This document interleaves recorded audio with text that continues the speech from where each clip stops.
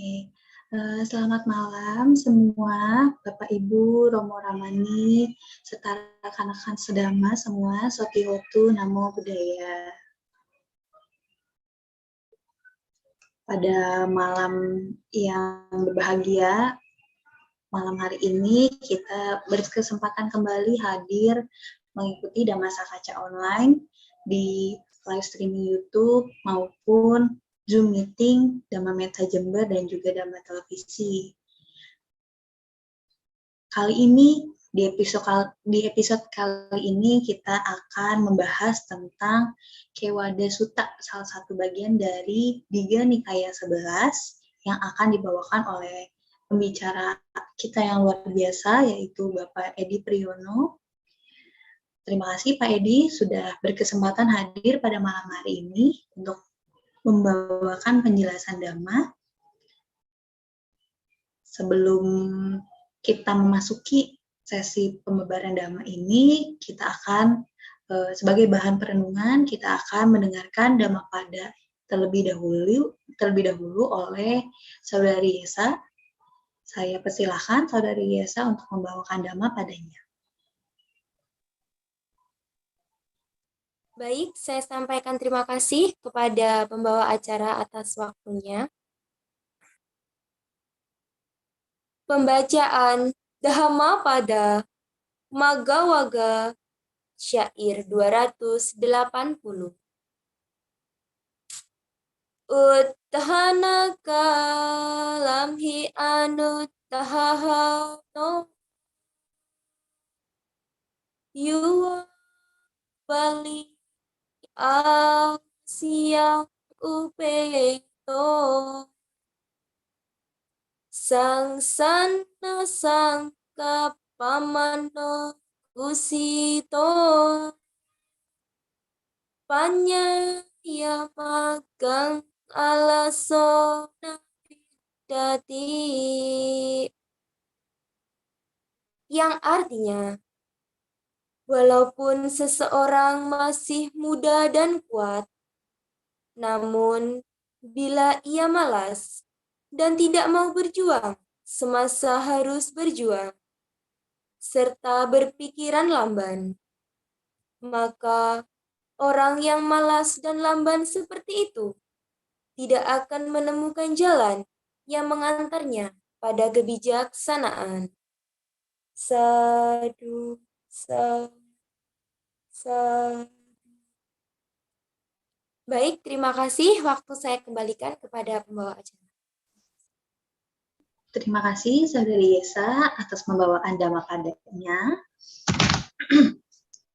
Selanjutnya, untuk membuka Dhamma Sakaca online pada malam hari ini, mari Bapak Ibu, Romo Ramani, rekan sedama, kita membacakan parita Nama Karapata terlebih dahulu. Pembacaan Nama Karapata akan saya bantu pimpin. Mari Bapak Ibu, Romo Ramani, rekan-rekan sedama, kita mempersiapkan diri, merangkapkan tangan di depan dada, dan membacakan Nama Karapata. Arahang Samma Sambuddho Bhagawa Buddhang Bhagawantang Abhiwademi Swagato Bhagawata Dhammo Dhammang Namasami Supatipanno Bhagavato Sawaka Sangho Sangham Namami. Bisa terbantu kita. Semoga semua sadu. Baik, sebelum kita mendengarkan pembebaran Dhamma dari Pak Edi Priyono, kita akan berkenalan terlebih dahulu dengan pembicara kita pada malam hari ini. Saya akan bacakan terlebih dahulu profil dari pembicara kita pada malam hari ini. Bapak Edi Priyono lahir di Banjarnegara tanggal 21 Januari 1984 dan saat ini masih aktif menjadi dosen Sekolah Tinggi Agama Buddha Nalanda di Jakarta dan juga Universitas Bayangkara Jakarta dan Universitas Pembangunan Nasional Jakarta. Wah, sangat aktif sekali Pak Edi ini dalam menjunjung tinggi Dhamma Sasana, Buddha Dhamma Sasana.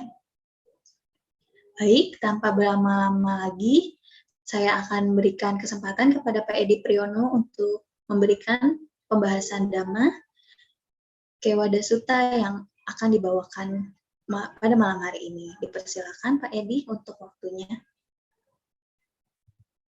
Baik, terima kasih untuk waktu dan kesempatan yang telah diberikan. Ini panggilnya apa nih, Mbak Fitri atau Kak Fitri atau Bu Fitri ini? Kak Fitri aja kali, Pak. Masih muda soalnya. Oke, baik. Terima kasih Kak Fitri Meliana untuk waktu dan kesempatannya. Dan sebelumnya saya ucapkan selamat malam, salam sejahtera untuk kita semua, Sotiotu, Namo Buddhaya. Ya, sungguh suatu karma baik dan kesempatan yang luar biasa, karena pada kesempatan malam hari ini saya mendapatkan berkah ya, bagi saya berkah dan kesempatan, sehingga pada kesempatan malam hari ini bisa belajar bersama dengan rekan-rekan semua, dengan Bapak Ibu. Mungkin di sini pasti, bukan mungkin ya, pastilah saya yakin ya sudah banyak ya para tokoh, para pakar yang sebenarnya lebih memahami ya, mengenai materi ya, khususnya di sini adalah Kewada Sutta terkait dengan khotbah Buddha yang sudah beliau ajarkan ya, yang mana Kewada Sutta ini merupakan salah satu sutta dari khotbah panjang yang Buddha babarkan kepada para siswa beliau. Dan tentunya ya kalau kita melihat satu sutta ini sebenarnya apakah cukup untuk 1 jam? Ya kalau kita mau membahas secara detail ya mungkin secara alur ya, jujur saja mungkin tidak akan cukup ya 2 atau 3 jam, karena ada kalanya ketika kita mau mengupas sesuatu biasanya akan ada banyak sekali hal-hal yang bisa kita analisis bersama ya. Kenapa kok saya sampaikan demikian ya, karena ini adalah belajar bersama ya Bapak Ibu, jadi nanti jangan sungkan, jangan ragu ya, nanti kita sharing ya. Ya karena kan belum tentu saya memahami semua ya. Karena saya yakin ya Romo Ramani lebih banyak memahami, tapi di sini saya mendapat kehormatan dan kesempatan sehingga diberi, istilahnya orang bilang itu diberikan panggung ya, untuk istilahnya apa ya, di depan lah ya. Tapi bukan berarti saya paling pinter, paling bisa, tidak Bapak Ibu. Ya, kita belajar bersama ya Bapak Ibu ya. Mungkin mohon izin untuk menampilkan layar ya, walaupun ini tidak sebaik ya, karena saya jujur saja tidak terlalu senang yang aneh-aneh ya, tapi jadi saya senang yang sederhana saja ya. Ya mudah-mudahan bisa ya Bapak Ibu. Sudah terlihat ya Bapak Ibu ya, fokus diskusi kita pada kesempatan malam hari ini ya, kita akan belajar mengenai Kewada Sutta ya. Kewada Sutta ini tentunya adalah salah satu sutta yang dibabarkan oleh Buddha terkait dengan beberapa hal ya. Enggak cuma satu hal, jadi ada beberapa hal terkait dengan permasalahan yang muncul. Dan sebelum kita ke sana, ya, biasanya orang itu akan bertanya-tanya, apakah semua sutta itu dibabarkan oleh atau diajarkan oleh Buddha? Ya, tentunya sabda atau khotbah Buddha tentunya jelas ya, disabdakan atau dibabarkan oleh Buddha dalam berbagai kesempatan ya, dengan berbagai tipikal orang yang karakternya berbeda, juga dengan kondisi dan permasalahan yang berbeda. Tetapi ada kalanya ya, di dalam khotbah-khotbah ya sutta yang sudah ada ya, kalau sutta itu kan ada berapa nikaya ya, 5 ya, ya di 5 nikaya ini ya tentunya semua sutta ini sebenarnya awalnya dibabarkan oleh Sang Bhagawa atau Sang Buddha, tetapi pada topik-topik yang ada di sutta-sutta tersebut tidak semua dibacakan atau disampaikan oleh Buddha, tetapi ada beberapa sutta yang disampaikan ulang atau dibabarkan oleh siswa Buddha ya. Walaupun memang intinya awalnya memang khotbah Buddha, tetapi ada beberapa sutta yang memang yang dituliskan karena yang mengulang adalah siswa Buddha. Baik ya Bapak Ibu, kita mulai saja.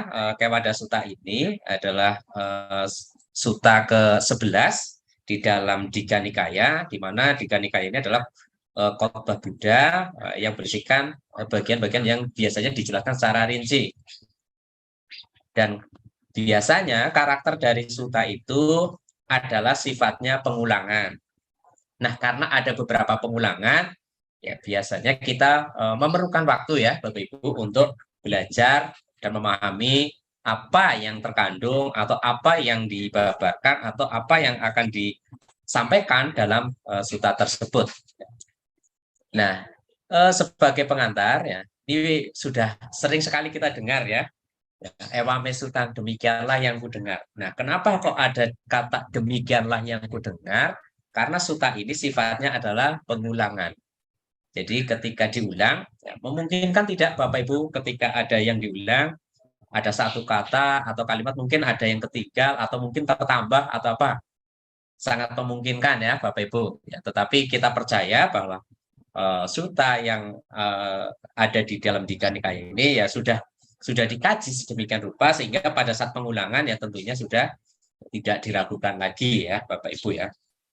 Nah, kenapa sutta itu dibabarkan oleh Buddha? Ya tentunya ada yang menjadi dasar ataupun menjadi pemikiran kenapa kok Buddha harus membabarkan sutta tersebut. Jadi diawali dengan ya pada suatu ketika ya pada waktu itu Sang Bagawa sedang menetap di Nalanda. Kemudian tepatnya itu ya Nalanda itu sebuah wilayah ya Bapak Ibu ya, sebuah wilayah namanya Nalanda ya. Kalau Bapak Ibu ke India mungkin ya akan melihat bahwa di sana itu ada juga nama Nalanda yang disebutkan sebagai apa ya tempat pendidikan dulunya. Ya, walaupun sekarang ya sudah ada yang bangunan lagi istilahnya tempat pembelajar lagi, tapi ada yang Nalanda yang sudah tinggal puing-puingnya ya. Nah, makanya di Nalanda, ya tepatnya itu di Kebun Mangga Pawarika. Ya, dan di sana, ya, berumah tangga Kewada datang menemui Buddha atau menemui Sang Bagawa. Nah, kenapa kok di sini pemuda bernama Kewada datang menemui Sang Bagawa atau menemui Buddha? Ya tentunya ada suatu hal yang ya, ingin ditanyakan. Ya, karena biasanya kalau seseorang ingin ketemu Buddha, ya, ingin bertukar pikiran atau ingin ya kalau bahasa sekarang mungkin kalau menurut Kak Fitri itu lebih tenarnya atau terkenalnya bahasanya adalah diskusi ya atau sharing ya jadi karena kenapa kok ketemu Buddha ya, harus sharing ya karena pada zaman itu ya di zaman kehidupan Buddha ya kita balik ke belakang bahwa di saat itu ya namanya sosok seorang guru itu sangat dihormati ya apalagi di sana itu pada waktu itu masih kental sekali dengan peradaban masyarakat yang masih menganut sistem kasta pada waktu itu. Dan di India pada waktu itu ya masih ada beberapa macam kasta, ada Brahmana, Ksatria, Waisya, Sudra. Ya, dan di mana ya kasta Brahmana adalah tataran atau tingkatan kasta yang paling tinggi dan dianggap ya golongan kasta Brahmana atau keturunan para Brahmana ini adalah orang-orang yang piawai dalam ilmu pengetahuan ya khususnya dalam ilmu sastra dan juga ya banyak hal ya dan tentunya nanti terkait juga dengan tema di dalam sutta ini. Nah kemudian setelah Kewada datang menemui Buddha ya kemudian pemuda bernama Kewada ini atau mungkin lebih tepatnya perumah tangga saja ya rumah tangga Kewada ini ya, kemudian bersujud kepada beliau di sini artinya Sang Bagawa ya. Kemudian setelah datang bernama Skara atau bersujud, ya, kemudian bertanya ya kepada Bagawa. Ya, tetapi sebelum ke sana ya bahwa Kewada ini juga ada beberapa literasi yang menyebutkan bahwa Kewada ini mewakili dapat diartikan sebagai seorang nelayan ya kaum nelayan atau kelompok nelayan. Ya, tapi ya kita lebih tepatnya ya kita sepakati saja Kewada di sini adalah umat rumah tangga gitu saja. Ya. Ya, kemudian datang para bio, ya, kemudian duduk satu sisi, kemudian berkata atau bertanya, ya, Bagawa, Nalanda ini kaya, memangnya negara Nalanda ini kaya, kemudian makmur, ramai, dan juga dipenuhi dengan orang-orang yang memiliki keyakinan terhadap Sang Bagawa. Nah, baik sekali jika Sang Bagawa mengutus beberapa biku untuk melakukan pertunjukan kesaktian dan keajaiban. Dengan harapan ketika para biku siswa Buddha itu pada melakukan pertunjukan atau melaksanakan apa istilahnya memberikan tontonan ya, kan intinya menghibur masyarakat ya. Dengan demikian ya Nalanda akan lebih banyak ya lagi yang merasa yakin atau kalau bahasa sekarangnya sadarnya meningkat lah terhadap Sang Bagawa. Nah, kenapa kok pemuda ini ingin sekali bahwa siswa Buddha kok harus memiliki kesaktian, harus dipamerkan ya. Ya, karena tentunya pemuda ini adalah sosok atau umat rumah tangga yang sangat kagum ya tentunya terhadap Sang Bagawa, sehingga ya secara tidak langsung ya dalam diri itu tidak ingin lah ya orang yang dikagumi itu nanti tersaingi lah istilahnya atau para siswanya itu nanti pindah ya, karena pada waktu itu ya di India ya kalau orang sudah memiliki pengaruh biasanya akan memiliki banyak pengikut. Ya mungkin teman-teman sudah banyak belajar juga ya pada waktu kehidupan Buddha kan banyak guru tersohor ya. Ada Udakara Maputa, ya Pakuda Kacayana dan mereka ini adalah golongan para brahmana yang ya pendiri suatu sekte, memiliki pengetahuan, ya, banyak murid juga ya atau banyak pengikut lah. Nah, setelah Kewada ini menyampaikan dan datang setelah datang dan menyampaikan permohonan kepada Buddha, apakah Buddha langsung mengiyakan atau menyetujui apa yang diharapkan oleh Kewada? Ya, tentu saja ya, biasanya Buddha itu tidak gampang untuk segala sesuatu langsung diiyakan. Ya. Ya, jadi setelah pemuda itu mengajukan permohonan kepada Buddha, kemudian Buddha menjawab atau Sambhagава menjawab, Kewada itu bukanlah cara aku mengajarkan dhamma kepada para biku dengan mengatakan pergilah para biku dan perlihatkanlah kesaktian dan keajaiban demi umat awam berjubah putih. Nah, di sini ada kalimat demi umat awam berjubah putih. Nah, kenapa kok umat awam berjubah putih? Yang dimaksud umat awam berjubah putih di sini adalah ya umat rumah tangga ataupun umat biasa yang ya masih memiliki sila ya 5 sila ataupun ada kalanya 8 sila ya atau melaksanakan atta sila. Ya kalau bahasa sekarang itu terkenalnya adalah sila caro ya, ada yang sila cari ya karena apa? Mereka ya belum menjadi biku. Jadi biasanya sebelum menjadi biku kan biasanya jubahnya berwarna putih ya. Nah, jadi pada waktu itu ya memang banyak ya umat awam yang memakai jubah putih ya. Nah, kenapa? Ya, kok Buddha tidak mengiyakan kira-kira? Padahal kan kalau kita ketahui bahwa Sang Bagawa ini adalah guru bagi para dewa dan juga manusia. Nah, tentunya ada beberapa pertimbangan ya.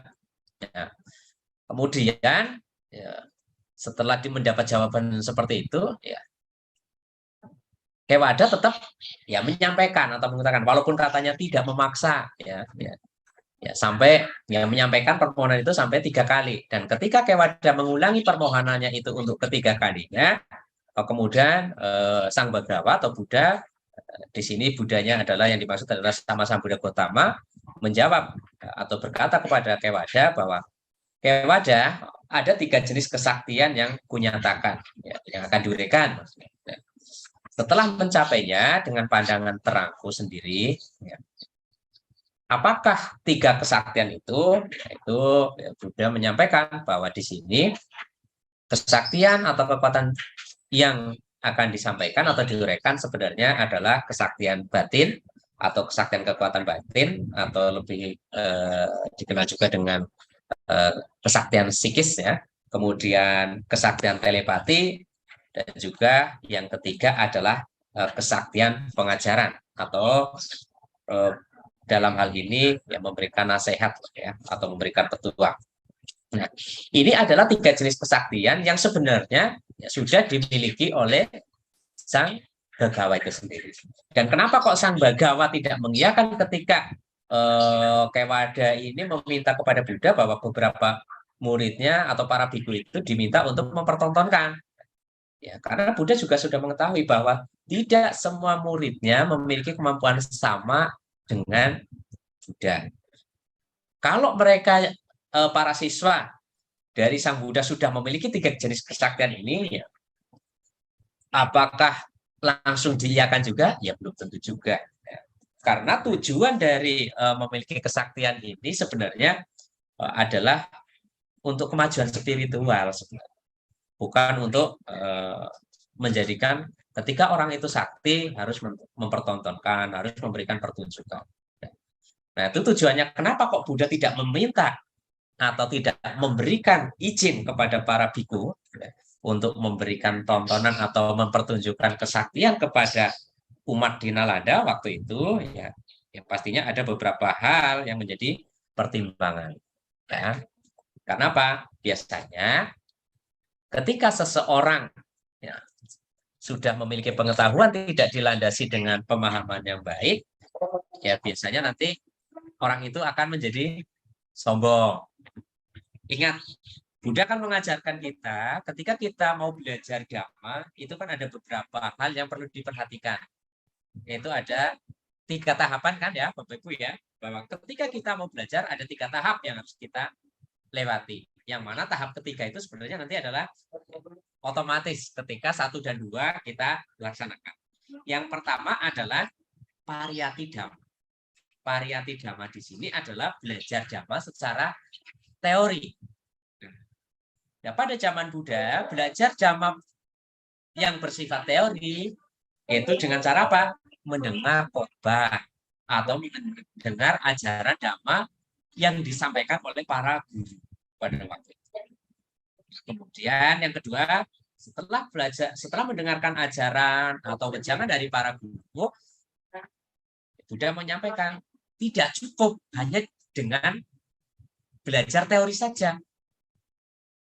Karena apa? Ketika hanya belajar secara teori, ya dia hanya punya pengetahuan saja. Ketika dia memperoleh pengetahuan, hanya tahu, maka dia tidak akan memperoleh manfaat. Makanya supaya memperoleh manfaat, ya Buddha menyatakan bahwa selain belajar teori atau variati, ya harus praktek atau pati-pati jam. Jadi mencoba mengaplikasikan. Dan ketika mengaplikasikan, apakah cukup sekali praktek langsung bisa, langsung mengerti, langsung paham? Tentunya tidak ya, Bapak. Karena segala sesuatu itu memerlukan proses. Dan proses itu sendiri ada yang cepat, ada yang lambat, bahkan ada yang sangat lambat. Ya, termasuk 3 jenis kesaktian ini. Apakah dengan serta-merta Buddha langsung memperoleh ketika tercerahkan? Ya, ketika sudah tercerahkan, ya beliau memahami 3 ini. Tetapi prosesnya untuk tercerahkan, apakah segampang itu, Bapak Ibu? Tidak. Karena ketika sama-sama Buddha mencari kesempurnaan dalam hidup, apa sih yang kesempurnaan dalam hidup yang dicari waktu itu yang petapa Siddhartha ya, sehingga dia mencapai pencerahan, ya, mencari obat. Obat apa? Untuk mengatasi usia tua, sakit, dan kematian. Dan apakah itu hanya cukup sebentar? Tidak, Bapak. 6 tahun. 6 tahun itu yang bertapa. Apakah 6 tahun itu bertapa terus? Ya mungkin secara konsekuensi, secara duduk, meditasi duduk ya tidak ya. Tetapi selama 6 tahun itu beliaunya mengembara ya dari satu tempat ke tempat yang lain, mencari guru spiritual dari guru satu ke guru yang lain. Ya tentunya karena apa? Ya masih penasaran untuk mencari apa yang ingin didapatkan. Sampai berguru pertama kali kepada 2 orang guru senior yang waktu itu terkenal, yaitu Alara Kalama dan Buddhaka Ramaputra. Dan ketika belajar itu, apakah langsung mendapat 3 jenis kesaktian ini, Bapak Ibu? Tidak. Ya, karena ketika ya belajar kepada Alara Kalama dan Buddhaka Ramaputra, hanya beberapa, ya walaupun waktu itu beliau berdua adalah guru yang senior, guru yang sangat termasuk dihormati dan banyak pengikut, Petapa Siddhartha waktu itu belum merasa puas sehingga ya ingin melanjutkan mencari guru-guru yang lain. Dan akhirnya ya berbagai macam praktek ya dilakukan ya, sampai ya bertemu dengan 5 sahabat ya yang sama-sama melaksanakan sampai melakukan pertapaan secara ekstrim atau menyiksa. Ini ada beberapa rangkaiannya nanti ke sana juga. Nah, saya izin lanjutkan ya. Nah, di sini mungkin apa ya? Kesaktian itu diperoleh dari yang 3 ini kan tentunya perlu proses ya untuk memperoleh. Ya. Nah, makanya dari 3 kesaktian ini, ya kesaktian psikis, kesaktian telepati, dan kesaktian nasihat, akhirnya Buddha menguraikan. Nah, apakah itu kesaktian kekuatan batin? Ya, Buddha menyampaikan ya, kesaktian batin di sini. Ya, seorang biku bisa memperlihatkan berbagai kesaktian dalam berbagai cara. Dari 1 ia bisa menjadi banyak, ya bisa jadi 2, 3, 4, dan seterusnya, atau dari banyak menjadi 2, menjadi 3, menjadi 1. Atau mungkin bahkan menghilang ya, atau tidak tampak ya. Ya. Dan ini mengacu pada siapa? Di sini menjadi 1 dan ini ada titik-titik. Nah, ini juga mengenai kesaktian ini juga terdapat juga di Samanyapala Sutta ya, yaitu di paragraf 87. Jadi kesaktian kekuatan batin atau kekuatan pikiran ini ataupun kekuatan psikis di sini ya bisa diperoleh ya dengan cara pikiran yang telah terpusat. Tapi terpusat dengan bersih, dengan jernih, bebas dari nafsu, bebas dari noda, kemudian sudah lunak, siap untuk dipergunakan. Dan juga dia harus teguh dan tidak dapat digoncangkan. Kemudian ia mempergunakan dan mengarahkan pikirannya pada bentuk-bentuk atau yang dikenal dengan istilah ide. Ya. Kemudian ia melakukan ide dalam aneka ragam bentuk. Misalkan ya, ini dari 1 menjadi banyak atau dari banyak kembali lagi menjadi 1.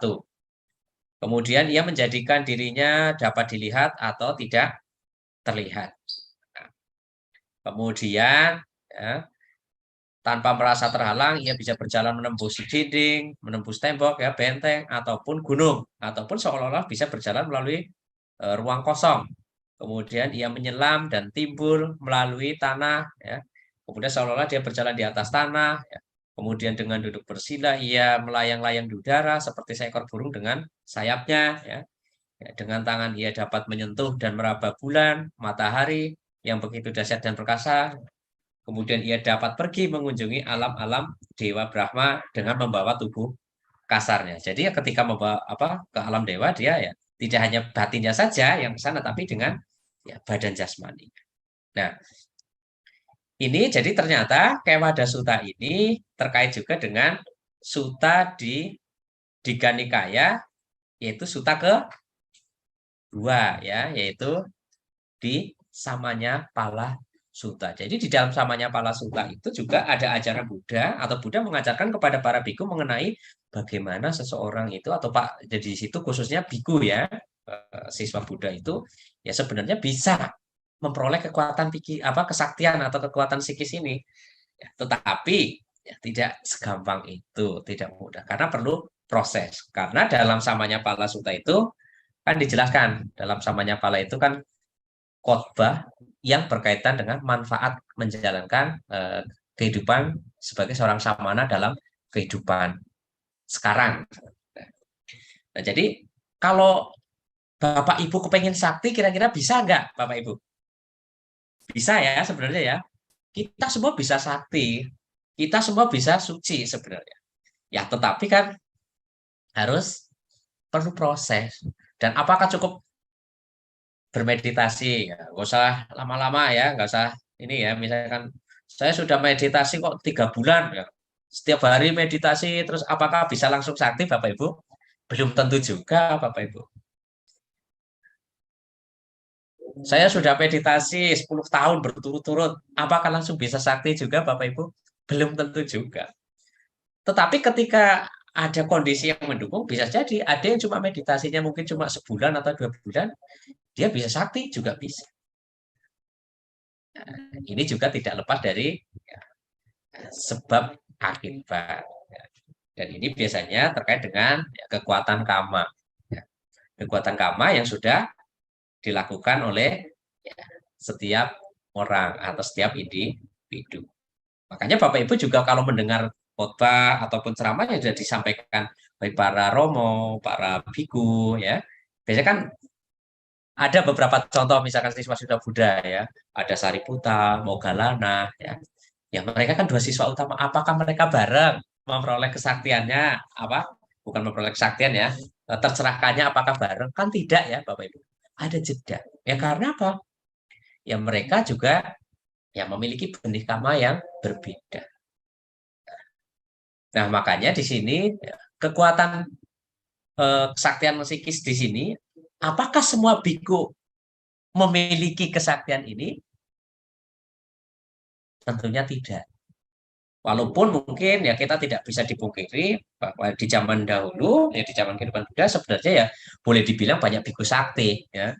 Ya tetapi kan Buddha menyampaikan bahwa kesaktian itu tidak untuk dipertontonkan.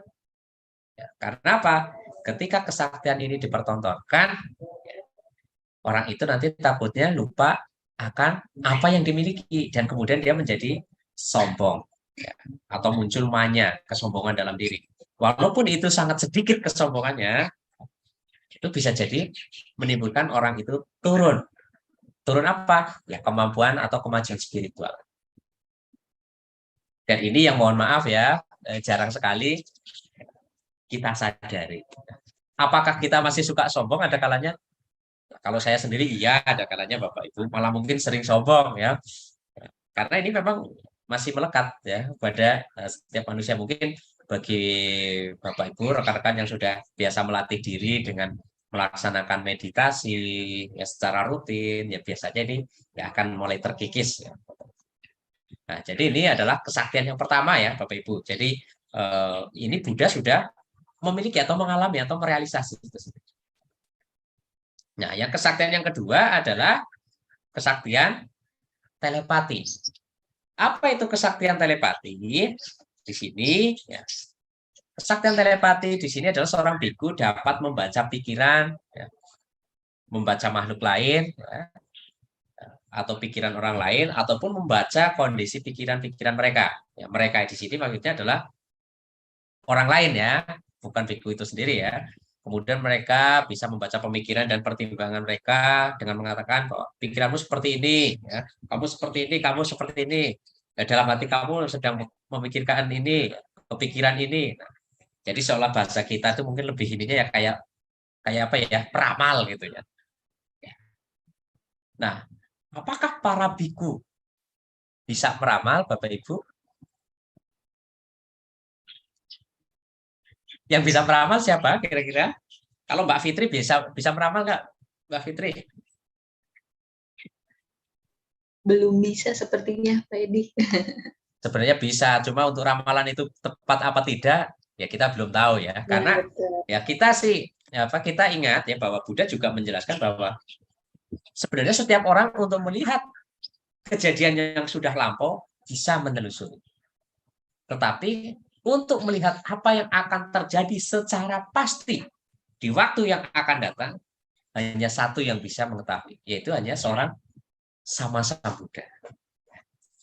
Jadi hanya seorang Sammasa Buddha yang bisa melihat dengan pasti. Jadi misalkan besok jam sekian ini akan ada gini-gini. Tapi kalau kita ya, hanya bisa memperkirakan. Dan keperkiraan itu ya, ada kalanya sering meleset. Ya walaupun ada kalanya ada yang pas juga. Ya, tapi kan pasnya juga ada kalanya tidak 100% ya. Walaupun ada kalanya kita sudah janjian saja, misalkan saya sama Mbak Fitri ya. Mbak Fitri ya, besok kita ketemu di Surabaya jam sekian. Belum tentu jam 10 pas misalkan. Bisa saja jam 10 kurang 1 menit, jam 10 lewat 5 atau seperti ada kalanya ya memang ya, tapi paling tidak sudah ada. Ya. Jadi hanya seorang sama Buddha yang bisa menentukan ya, kejadian apa bisa melihat lah atau bahasa kerennya itu bisa meramal apa yang akan terjadi di waktu yang akan datang. Tapi kalau waktu yang sudah terjadi ya, atau bahasa sekarang terkenalnya itu trennya adalah apa? Regresi ya. Sebenarnya setiap orang itu bisa, tapi dengan syarat mau belajar meditasi, kemudian mau melatih. Tapi berapa lama? Ya saya nggak menjamin seminggu atau sebulan atau tergantung wipaka Bapak Ibu dan tekad latihannya. Ya. Jadi di sini ya seorang biku pada dasarnya ketika mereka menjalankan sila dengan baik, ya kemudian menjalankan hidup dalam kesunyian, maksud kan ya Bapak Ibu menjalankan hidup dalam kesunyian atau hidup dalam pengasingan, ya mereka kan lebih banyak meditasi dan ketika mereka meditasi kan pikiran mereka itu lebih mudah untuk fokus atau terkonsentrasi. Dan ketika orang itu meditasinya atau konsentrasinya baik atau tinggi, ya biasanya orang itu akan lebih sensitif atau bahasa intinya lebih peka ya. Dan ketika orang itu peka maka dia akan lebih terlatih dan ketika terlatih tidak menutup kemungkinan ya, seorang biku ya ketika terarah ya bisa memiliki kesaktian telepati, bisa mendengarkan, bisa melihat. Ya. Tapi ya memang ini tidak semua biku ya. Dan jangan tanya, Pak, apakah di zaman kehidupan sekarang ada biku yang bisa melihat seperti ini atau bisa meramal ya? Ya karena saya akan menjawab ya, tugas biku kan bukan untuk meramal, bukan untuk mendengar dari jarak jauh. Ya, tugas biku adalah praktek winaya yang membabarkan dhamma. Ya, itu adalah tugas seorang biku. Dan karena biku di sini adalah ya, hidup yang seseorang yang menjalankan atau memilih ya, praktik dalam kesunyian.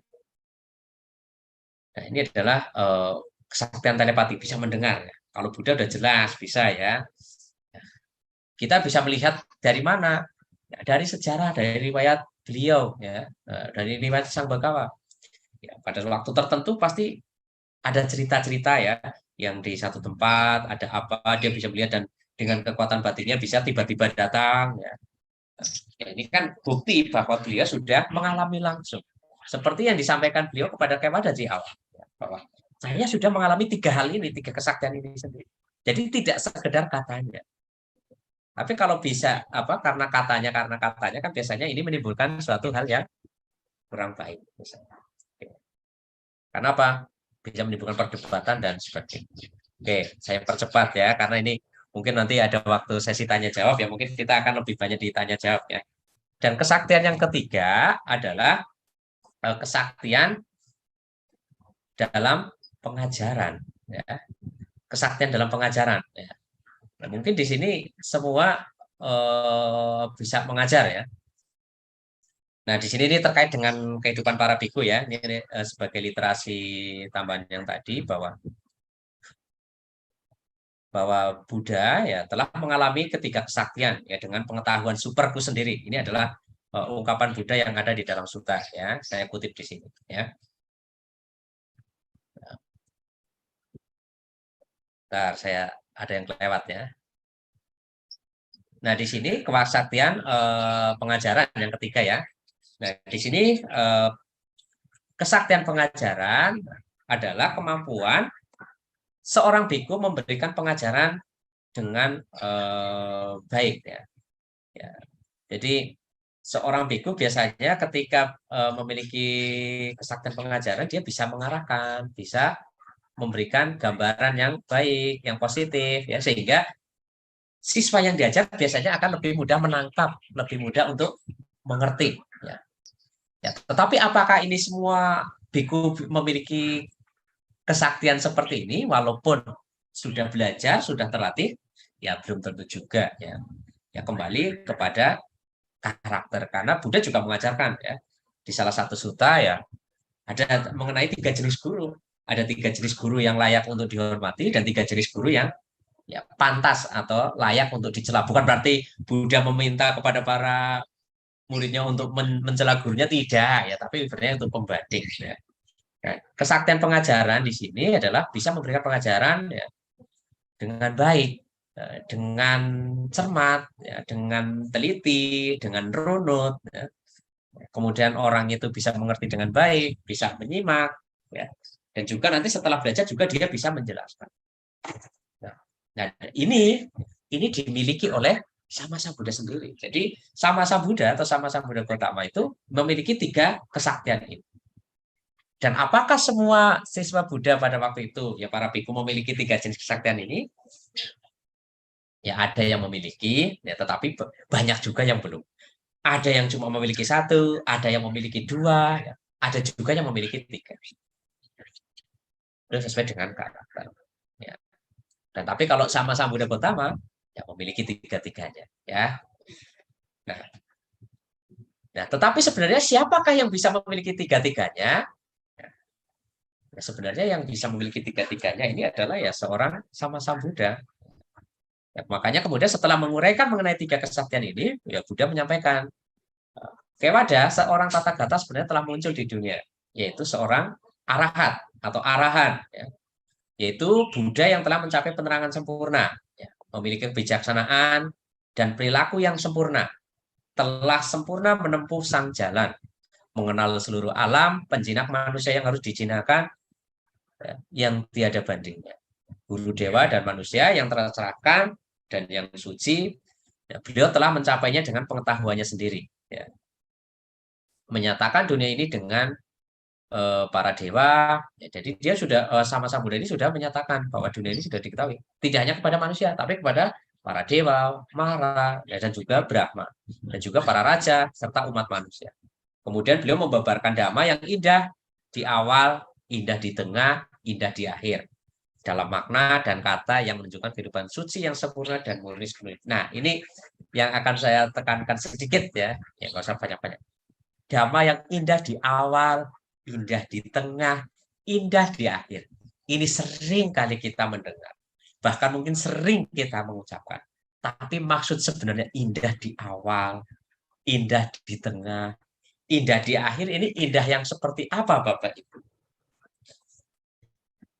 Sebenarnya yang dimaksud dhamma itu indah di tengah, sebenarnya apa di awal adalah ketika dhamma itu kita kaitkan dengan ya, 3 teori tadi, pariyati, pati-pati, pati, weda.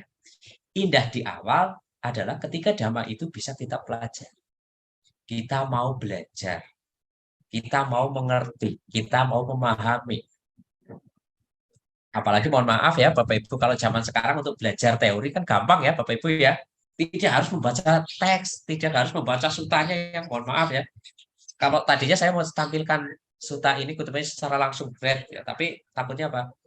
Ya waktu dan juga biasanya kan kalau suta itu kan sifatnya diulang ya. Bisa paragraf 1 bisa diulang di paragraf 3, di paragraf 5 dan seterusnya.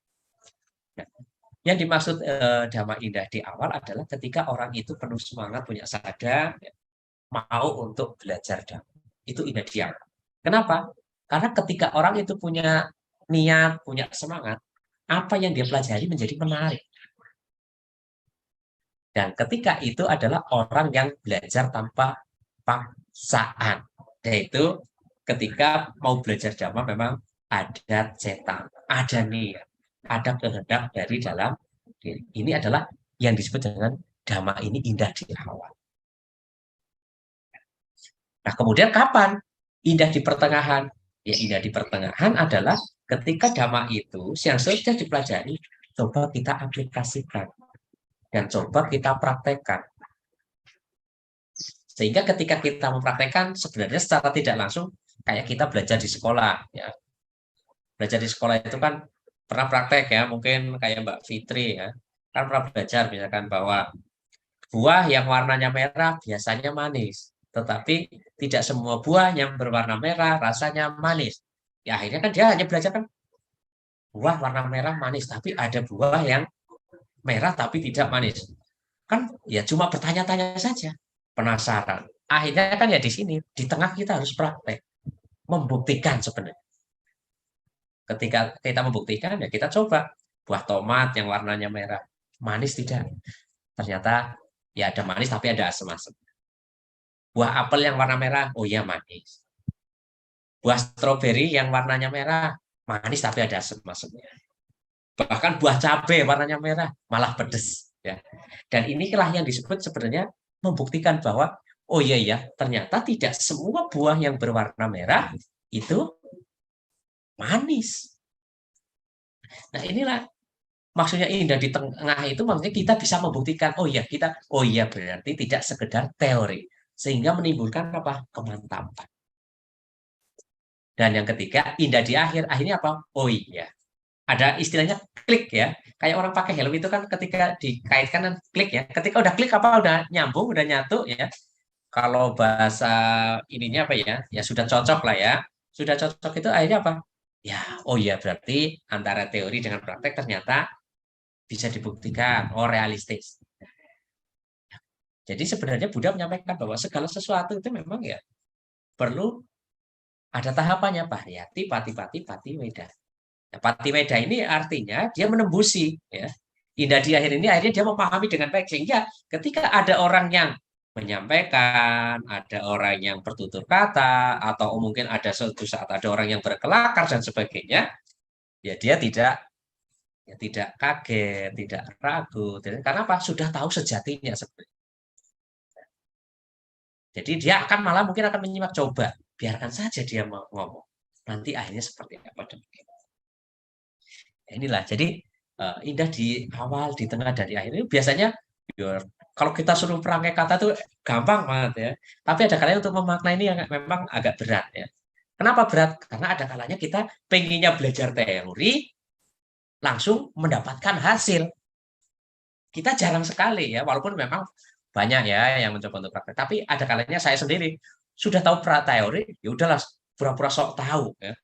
Karena apa? Ya, saya udah tahu teorinya kok pasti hasilnya seperti ini. Padahal belum tentu. Ya, ini juga ditekankan oleh atau disampaikan atau disabdakan oleh Buddha dalam salah satu sutta, yaitu Kalama Sutta. Ya, Buddha mengajarkan kepada suku Kalama waktu itu ya, wahai suku Kalama, ya jangan mudah engkau percaya begitu saja dengan ya, apa yang disabdakan atau apa yang tertulis dalam kitab suci, ataupun ya itu yang sudah aku ajarkan sendiri, ya, kurang lebih seperti itu. Maka untuk membuktikan kalian perlu yaitu ehipasiko, datang dan buktikan. Supaya apa? Mengetahui ketika itu memang cocok, ketika itu baik, bermanfaat, ya silahkan itu dipraktekkan. Tapi ketika ini tidak, jangan dilakukan. Itu kan kira-kira seperti itu ya, kutipan dari ya. Dan orang yang sebenarnya bisa memiliki tiga kesaktian di sini ya, adalah ya orang-orang yang sudah ya, siswa yang bisa meninggalkan keduniawian dan mempraktekkan moralitas dengan baik. Ini ada di ya, samanya Pala Sutta. Ini untuk referensi. Jadi nanti Bapak Ibu bisa membaca ya yang ini ya. Ya supaya untuk ini sebenarnya pendukung dari Sutta Kewada Sutta saja ya. Nah, di sini Buddha menyampaikan lagi kepada Kewada bahwa aku telah mengalami ketiga kesaktian itu dengan pengetahuan super. Suatu ketika kemudian menjelaskan kepada Kewada, ya, Buddha memberikan pemahaman, menyampaikan kepada Kewada bahwa setelah menyampaikan tiga jenis kesaktian itu, ya, hanya bercerita. Ya, Buddha bercerita kepada Kewada. Ya, suatu ketika Kewada dalam kumpulan para biku, ada suatu pikiran melintas dalam benak seorang biku. Ya. Ya, biku itu berpikir, aku ingin tahu di manakah empat unsur utama, unsur tanah, unsur air, unsur api, unsur angin lenyap tanpa sisa. Kemudian ya biku itu mencapai konsentrasi pikiran hingga mampu memunculkan jalan menuju alam dewa di hadapannya. Dari hadapannya ini maksudnya di hadapan biku tertentu ya. Jadi ya setelah Buddha menguraikan mengenai tiga jenis kesaktian itu, ya kemudian Buddha menyampaikan ada suatu kisah ya. Kisahnya adalah ketika Buddha sedang mengajarkan Dhamma, ya, kemudian dari sekian banyak biku itu ada ada apa ada biku ya dalam sekumpulan itu, dalam sekumpulan para biku ada biku ya yang tiba-tiba dalam pikiran biku itu ya muncul ya, atau terlintas lah ya, tiba-tiba kepikiran lah, atau bahasa sekarang itu ya tiba-tiba teringat lah. Nah, itu aku ingin tahu di manakah empat unsur utama ya, unsur tanah, unsur air, dan akhirnya karena biku ini memang sudah memiliki kesaktian ya, karena memiliki kesaktian tiba-tiba dengan kekuatan batinnya dia ya, menuju ke alam dewa. Ya. memunculkan jalan ke alam dewa, kemudian dia berkunjung ke alam-alam dewa, kemudian bertanya kepada para dewa. Para dewa akhirnya apa? Ya singkat cerita ya, dewa satu, oh tidak tahu mungkin ke satu mahar apa di dewa 33 dewa bisa. Akhirnya biku tersebut ke sana dan bertanya, oh saya tidak tahu, coba mungkin dewa di alam dewa Brahma. Dewa Brahma juga, oh saya tidak tahu, coba ketanya ke dewa Saka atau para Saka raja para dewa. Akhirnya apa? Bertanya juga ke sana. Akhirnya juga tidak tahu. Akhirnya ya dia tidak mendapatkan jawaban juga. Nah, kemudian ketika biku tersebut dalam pikiran ternyata seperti itu, ya, Buddha kan sebenarnya mengetahui, tapi kan apakah langsung, biku kamu jangan berpikiran seperti itu? Ya tidak. Kan Buddha mengajarkan bahwa segala sesuatu itu perlu hipasi kok. Ya biarkan biku itu membuktikan dulu. Padahal sebenarnya jawabannya kalau mau bertanya hal ini sebenarnya jawabannya bisa bertanya kepada Sang Bhagawa. Ya, tetapi kan karena biku itu kan tentunya, oh ya saya sudah punya kemampuan kok. Ya, mungkin dewa punya jawaban. Ya, ini pergi ya. Nah, kemudian ya setelah ke sana kemari ya ternyata ya, biku itu tidak mendapatkan jawaban ya. Dan kemudian ya biku itu kembali lagi ya. Nah, kemudian setelah kembali ya inya lenyap dari apa? Dari alam Brahma, kemudian muncul lagi di hadapan Buddha. Kemudian di depan Buddha ya, kemudian bersujud dan kemudian duduk di satu sisi ya. Ya, kemudian baru menyampaikan kepada Buddha atau kepada Sang Bhagawa dan menanyakan hal serupa mengenai apa yang sudah Kewada tanyakan kepada para dewa itu. Ya. Ya, dijawab apa sama Sang Bhagawa? Ya, Sang Bhagawa kemudian menyampaikan kisah atau memberikan perumpamaan. Ya, jadi ya Buddha kepada biku tersebut ya, memberikan perumpamaan biku ya suatu ketika para pedagang yang melakukan perjalanan laut ketika mereka berlayar di lautan membawa di kapal mereka, jadi di dalam kapal mereka membawa seekor burung. Burung itu ya, nah, kemudian ya, burung yang dapat melihat daratan. Ketika mereka tidak dapat melihat daratan, ya mereka akan melepaskan burung itu. Nah, burung itu terbang bisa ke barat, bisa ke selatan, ya, bisa ke utara. Dia terbang ke atas dan juga bisa kemana sajalah intinya. Jika burung itu melihat daratan di arah manapun, maka dia akan terbang ke sana. Ya, ini sebenarnya kan secara tidak langsung ini adalah sedang menjawab menguraikan bahwa ini sedang bahasa ininya menyindir ya. Ini sedang menceritakan bahwa burung itu sebenarnya tidak lain adalah gambaran dari biku ini yang lagi kemana-mana ya mencari jawaban sebenarnya. Jika burung itu melihat daratan di arah manapun, ia akan terbang ke sana. Tetapi jika ia tidak melihat daratan, maka dia akan kembali lagi ke kapal. Nah, ini sebenarnya kan perumpamaan burung, tetapi sebenarnya adalah mengacu kepada biku tadi kan ya, Bapak Ibu ya. Kalau burung kan kemana-mana, kalau melihat daratan dia akan hinggap. Tapi kalau tidak di tengah lautan dia tidak, setelah terbang ke beberapa sisi, ke atas, ke bawah, tidak melihat daratan, maka dia akan kembali lagi ke kapal. Karena apa? Ya supaya dia bisa bertengger, ya bisa istilahnya ya bisa mendarat lah ya. Nah, demikian juga dengan ya si biku ini sebenarnya ketika dengan kuatnya pikirannya dia bisa ke sana kemari ya ke alam Brahma, ke alam Dewa Yama, ke alam Dewa Saka ya. Dia tidak menemukan jawaban ternyata ya kembali lagi ya, di hadapan Sang Bhagawan. Nah, demikianlah biku engkau telah pergi ke kemana saja hingga ke alam Brahma untuk mencari jawaban atas pertanyaanmu dan tidak menemukannya. Dan sekarang engkau kembali lagi kepadaku ya.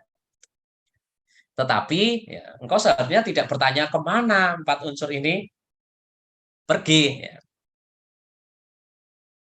Kemudian Buddha mengarahkan, ya, engkau seharusnya tidak bertanya dengan cara ini. Ya. Di manakah 4 unsur utama, unsur tanah, unsur air, unsur api, unsur angin lenyap tanpa sisa? Ya, tidak demikian hendaknya kamu bertanya. Nah, kemudian ya Buddha menguraikan, seharusnya begini pertanyaannya. Di manakah tanah, air, api, dan angin tidak menemukan landasannya?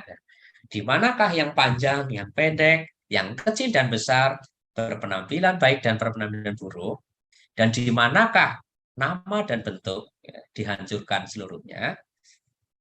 Kemudian ya, setelah menguraikan ini, Buddha memberikan jawabannya. Ya, sebenarnya jawabannya adalah kesadaran, ya, di mana kesadaran adalah tanpa gambaran, tidak terbatas, maha cemerlang. Ingat, di sini ada tidak terbatas. Nah, kalau tidak terbatas, berarti mengacu kemana nih, Bapak? Berarti apakah ini luas sekali?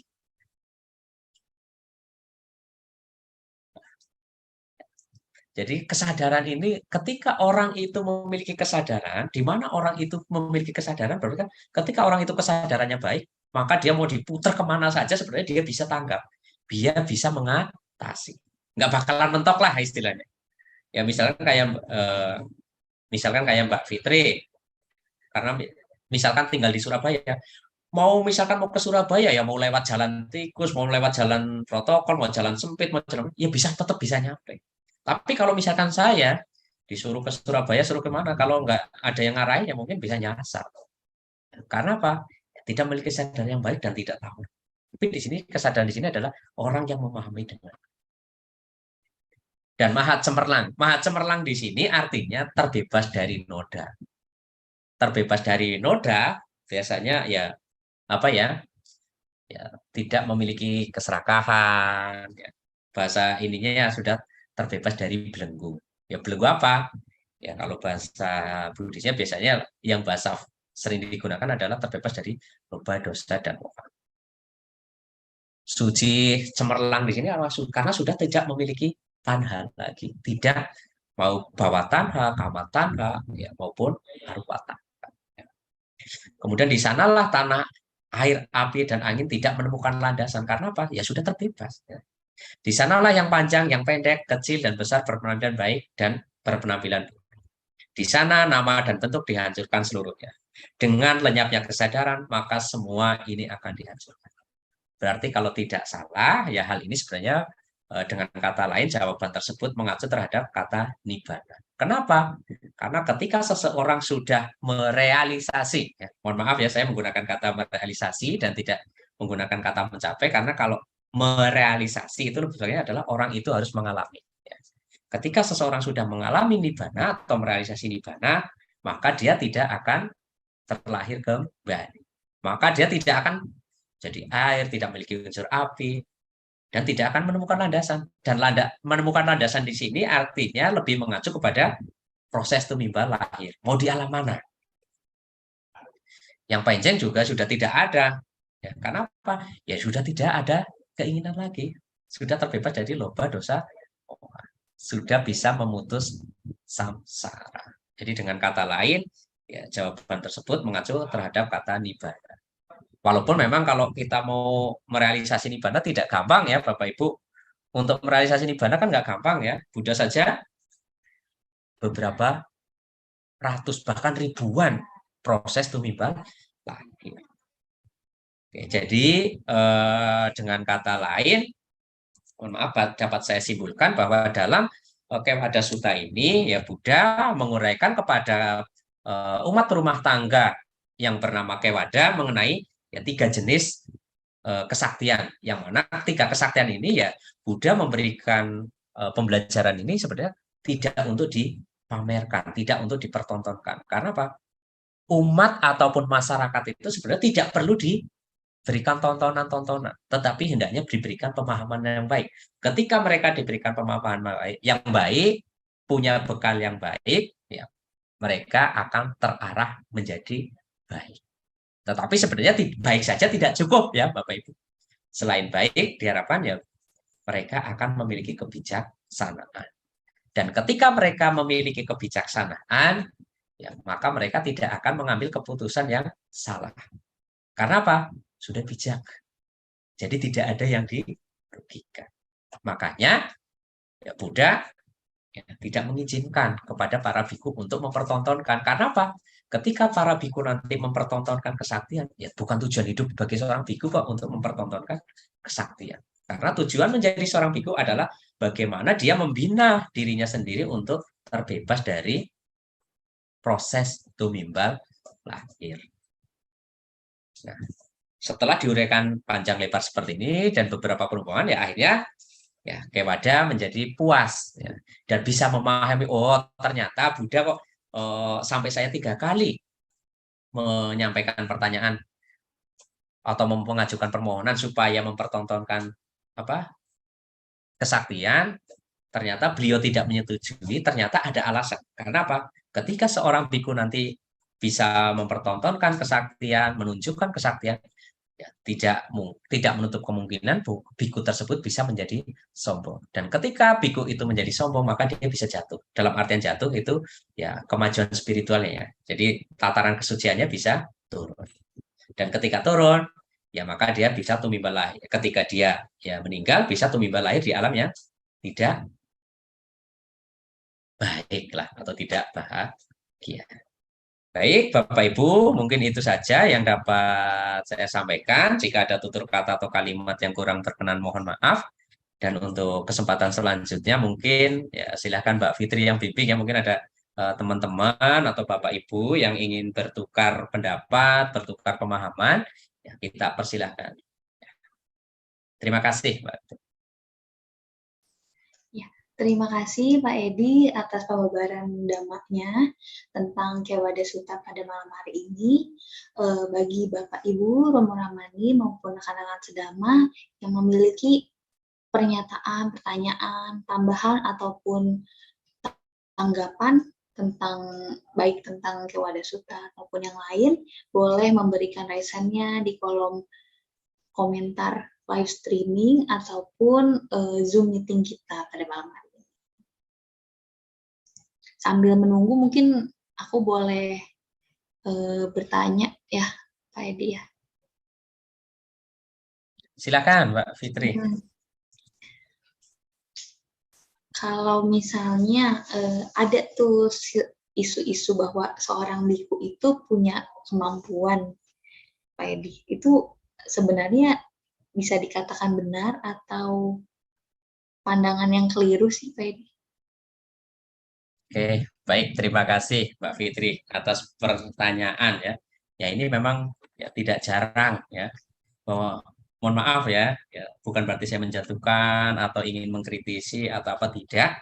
Ya, tapi kalau kita mengacu kepada dhamma yang diajarkan oleh sama Sang Buddha atau Buddha dalam beberapa literasi, tentunya kita literasinya lebih ke sutta saja ya, karena topiknya sutta, ya, bahwa sebenarnya orang yang bisa melihat bahwa orang itu memiliki tataran kesucian tertentu atau misalkan oh dia sudah apa misalkan udah sotapana, udah oh dia udah malah mohon maaf ya, ada juga yang orangnya malah ini oh dia udah arahat loh, ada arahat ini mau datang. Ya, ini pernah ya, mungkin pernah ya Mbak Fitri ya, pernah mendengar ya bahwa oh mohon maaf ini misalkan oh Lung Po ini dari Thailand dia udah arahat loh mau datang berkunjung ini.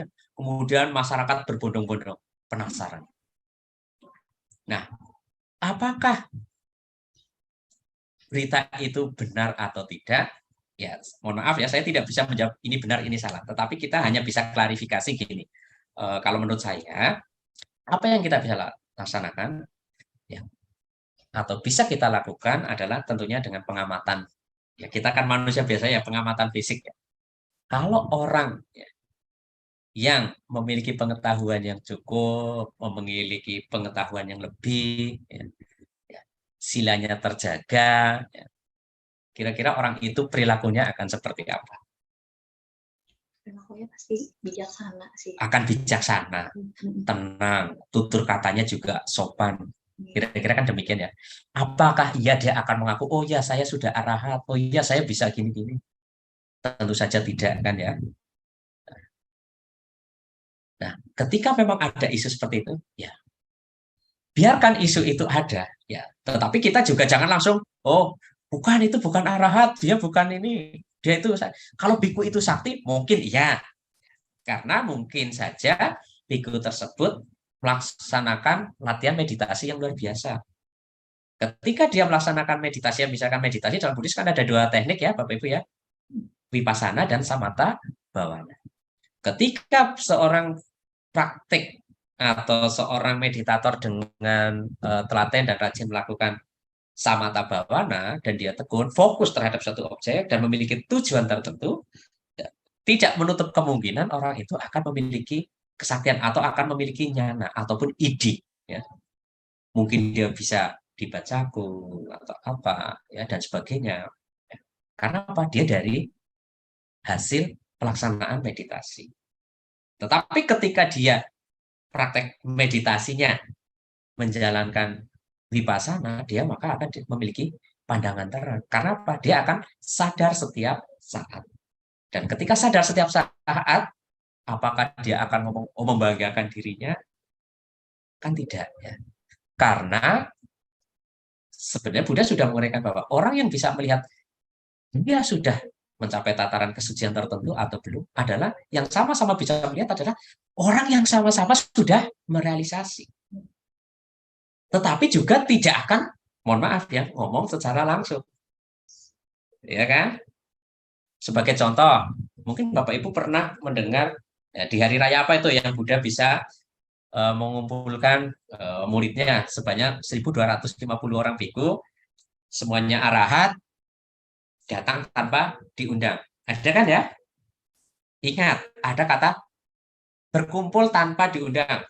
Sejumlah 1.250 orang biku. Ingat, semuanya adalah arahat.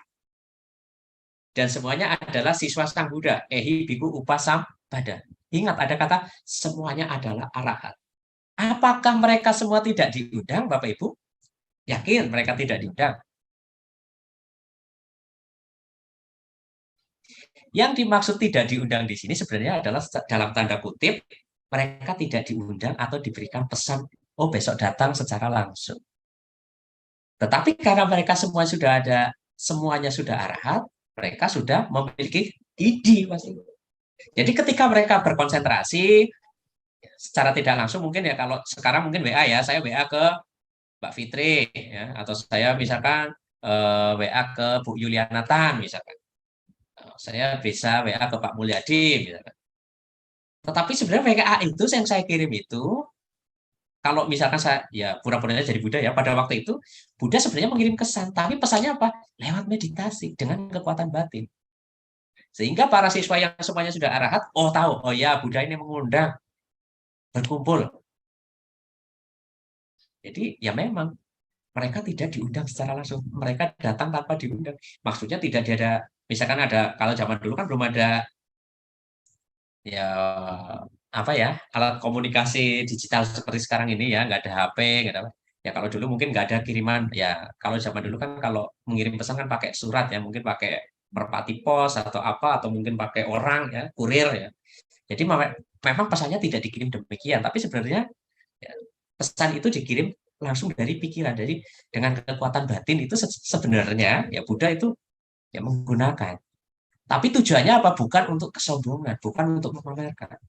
Dan akhirnya ketika beliau mengirimkan pesan itu, ya 1.250 orang biku itu memahami, oh ya, kalau bahasa sekarang ya, yang bisa langsung ketik, oke, oke, oke. Ya, tetapi inilah, mereka semua sudah semuanya arahat. Karena seorang arahat, maka apa yang dilakukan mereka bukan lagi disebut dengan karma. Perbuatan yang dilakukan tidak lagi disebut dengan karma, tetapi disebut sebagai kiriya. Sehingga tidak menimbulkan akibat yang negatif atau tidak baik. Jadi boleh dibilang ya, apa yang dilakukan tidak menimbulkan wipaka. Jadi sebenarnya ketika, mohon maaf ya, di saat sekarang ini, oh ada biku yang sudah arahat atau apa, ya kita harus bijak. Ya. Percaya boleh, ya. Ya tapi juga tidak boleh langsung ya melekati, oh ya harus seperti ini. Karena kita juga harus ingat, tujuan seorang biku, menjalankan kehidupan seorang biku adalah membebaskan diri dari belenggu-belenggu duniawi. Dan tentunya juga, mohon maaf ya, kalau zaman kita sekarang ini, itu sangat jauh berbeda dengan kehidupan Buddha. Kalau kira-kira kita bangun wihara di hutan, kalau zaman sekarang ini yang dana sedikit apa banyak? Saya rasa akan sedikit. Karena apa? Susah dijangkau katanya. Ngapain bangun kok di hutan? Tapi sebenarnya juga ada yang akan apa pengen. Padahal kalau kita kembali, kita telusuri bahwa Zaman kehidupan Buddha, apakah ada wihara itu dibangunnya di kota? Nggak ada. Wihara-wihara dibangunnya di hutan. Karena apa? Wihara itu digunakan untuk tempat tinggal para biku. Kenapa harus di hutan? Ya, Bapak Ibu bisa baca nanti di Samanya Pala Sutta ya, bahwa para biku itu tujuannya adalah untuk membina diri, hidup dalam pengasingan. Dan ketika di hutan, biku itu ya, indrianya akan terjaga. Ya, mohon maaf ya, matanya tidak terlalu terpengaruh oleh apa-apa yang dilihat di dalam lingkungan sekitarnya. Jadi mereka hanya melihat hutan, tanaman, ya paling binatang lewat, dan mendengarkan suara-suara ya binatang berbunyi. Jadi tempatnya tuh mungkin lebih sunyi. Mereka akan lebih damai diharapkan. Sehingga ketika nuansanya damai, ya diharapkan mereka akan lebih fokus untuk melaksanakan meditasi. Dan ketika meditasinya lebih fokus dan sungguh-sungguh, tidak menutup kemungkinan mereka akan lebih cepat untuk membasmi atau mengendapkan kekotoran batin. Tapi mohon maaf, kalau sekarang bikunya suruh tinggal di hutan, kira-kira mau nggak Bapak Ibu? Nebak aja gitu. Susah banget kayaknya. Susah. Ya. Mungkin ada beberapa, tapi dari 100 biku mungkin hanya 1 atau 2 orang yang biku yang memang benar-benar ya. Makanya ya mohon maaf, bukan berarti saya lagi mengkritiki para biku itu tidak ya. Ya, kita juga harus menghormati kepada anggota sangga, ya, tetapi kita juga harus tahu batasannya. Dan makanya kita juga harus lihat, ketika zaman Buddha, umat Buddha itu ketika mengundang makan di mana? Mengundang datang ke rumah. Tapi kalau mohon maaf, umat sekarang banyak juga yang mengundang para biku di mana? Bante, kita makan di luar ya. Ini ada restoran baru buka, ini ada nggak? Ya ini memang dilema juga. Satu sisi umatnya juga ingin memberikan pelayanan yang terbaik. Yang kedua, bikunya juga nanti kalau tidak mau dikiranya sombong atau apa. Padahal seorang biku kan harus hidup dalam kesederhanaan, mudah dilayani. Itu saja yang kita pegang. Tapi juga mohon maaf, ada juga biku yang kalau diundang makan, ngundangnya di mana? Di rumah atau di restoran? Kalau di rumah belum tentu dia mau. Kalau di restoran mau. Ya. Sekalian mampir kemana? Ada juga. Ya, tapi tidak semua. Ya, tapi yang nggak apa-apa, itulah kembali. Itu kan kembali ke pribadi masing-masing. Ya, jadi tujuan dia menjalankan kehidupan sebagai seorang samana itu apa dan bagaimana. Kita nggak tahu ya, karena kita kan bukan, kalau saya pribadi bukan peramal, bukan orang yang bisa membaca pikiran. Ya, ya tetapi paling tidak ya, ketika kita belajar seperti ini, paling tidak kita ya, walaupun sedikit hendaknya ada yang tertinggal ya paling tidak. Oh iya ya, jadi ketika kita berdana hendaknya bagaimana? Ya makanya Buddha menyampaikan bahwa sesuatu yang baik dan berharga adalah ketika sesuatu itu dilakukan dengan niat yang baik, pada saat dilakukan penuh dengan keikhlasan, dan setelah dilakukan tidak menimbulkan penyesalan. Nah, kemudian Bapak Ibu, kalau mau berdana kepada para biku, Pak, kalau mau ngundang di rumah kan, aduh rumah saya sempit, takut makanannya nggak enak, jadi mendingan ngundangnya di restoran saja. Ya, tidak apa-apa silahkan. Tapi alangkah lebih baiknya, lebih bagusnya adalah, ya seperti apapun keadaannya, mengundang biku, undang makan di rumah, hasil masakan sendiri, kemudian nanti biku bisa memberikan blessing atau membacakan parita untuk ya anggota keluarga di rumah, ataupun memberikan baca parita untuk membersihkan tempat di sekitar rumah, yaitu mungkin akan lebih baik. Jadi kalau misalkan ada isu ya, Mbak Fitri, bagaimana sih kalau ada biku ini? Ya biasa, isu memang akan selalu berkembang. Di zaman Buddha pun sudah ada yang hal-hal seperti itu. Oh, biku ini. Ya, kan pernah ya, ketika ada para Brahmana memamerkan, ya, Buddha ya sempat mempertontonkan juga, tapi tujuan mempertontonkan sebenarnya bukan untuk pamer, tapi untuk menyadarkan para biku dan juga para Brahmana. Kan ada itu yang tiba-tiba Buddha berjalan di atas air, kemudian terbang, ya melemparkan patah itu yang akhirnya apa melawan arus. Itu kan sebenarnya secara tidak langsung adalah untuk pembuktian, tapi tujuannya bukan untuk pamer. Dan ini juga terkait dengan permohonan Kewada tadi, bahwa Kewada meminta supaya biku biku siswa Buddha itu mempertontonkan, tapi Buddha kan tidak mengiyakan. Karena apa? Ada bahaya di balik itu. Walaupun biku itu mungkin menguasai, tetapi ketika itu nanti dipraktekkan, ya Mungkin sekali dua kali dia biasa saja, tapi lama-kelamaan ya bisa menimbulkan manya, kesombongan. Oh ya manya. Selain mempertontonkan, makanya, wah lumayan ini ada saweran, bahasa kerennya saweran ya. Akhirnya kan bisa menimbulkan kemelekat. Dan ketika kemelekatan itu muncul kan berarti kemajuan spiritualnya mulai terkikis. Harusnya mau ditingkatkan, tapi malah menurun. Jadi ya, itu kembali ke pribadi masing-masing ya Mbak Fitri ya. Kalau misalkan ada isu, oh tidak, ya silakanlah Bapak Ibu bersikap dengan baik dan bijak. Tapi kan sebenarnya tidak semua ya itu. Ya mungkin juga mereka itu ada beberapa, mungkin adalah satu atau dua yang memang sudah arahan. Ya, tapi kan kalau memang dia sudah arah atau apa, apakah dia memungkinkan untuk ya seperti itu? Ya, tapi kan memang ini tidak bisa kita hindari ya, karena jujur saja di kalangan masyarakat kita itu kalau sesuatu tidak ada bumbunya itu kurang menarik memang. Ya, jadi ibaratnya kayak iklan ya. Iklan itu kalau kemasannya kurang menarik, ya nanti nggak rame kira-kira kan. Itu mungkin jawaban saya, Mbak Fitri. Mungkin kalau ada yang lain mau menambahkan atau berbagi pengetahuan, dipersilakan. Baik, baik. Terima kasih untuk tanggapan maupun jawabannya. Oke, mungkin Bapak Ibu ada yang ingin bertanya? Sembari kita menunggu pertanyaan masuk, mungkin teman saya ada yang ingin bertanya, Pak. Boleh. Bukan, Kak. Ini masih menyangkut dengan salah satu kesaktian nih, bagian telepati. Bukankah masa depan itu tergantung pilihan kita sendiri ya, Pak? Contohnya, Raja Aja satu yang seharusnya bisa mencapai Sotapana, malah melakukan aku salah Garuka Kama, sehingga harus lahir di alam neraka. Jadi, prediksi itu tergantung pilihan sekarang, betul? Oke, baik ya. Memang iya, masa depan kita adalah kita yang menentukan. Tetapi ketika kita menentukan pilihan, itu sangat mudah menentukan pilihan. Tetapi untuk menuju merealisasi pilihan, apakah mudah? Tentu saja tidak. Kembali ke kisah Raja Ajata satu. Kenapa dia bisa seperti itu? Padahal harusnya sudah bisa tercerahkan atau yang lain mungkin bisa selebihnya. Ya ingat, tidak hanya satu pihak yang bermain. Hukum karma juga berlaku. Ya. Ingat, hukum karma, hukum sebab akibat, atau hukum perbuatan. Jadi apa yang kita lakukan itu memang menentukan ya, wipakanya munculnya seperti apa, bagaimana. Tapi kan kita tidak bisa menentukan kapan wipaka ini akan muncul. Walaupun memang secara garis besar, ya Raja Ajata satu bisa ya,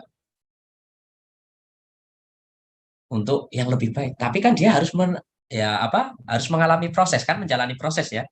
Karena secara tidak langsung proses itu bisa terjadi karena apa? Ada wipaka dari karma yang lampau. Ya, karma yang lampau apa? Ya kita nggak tahu ya.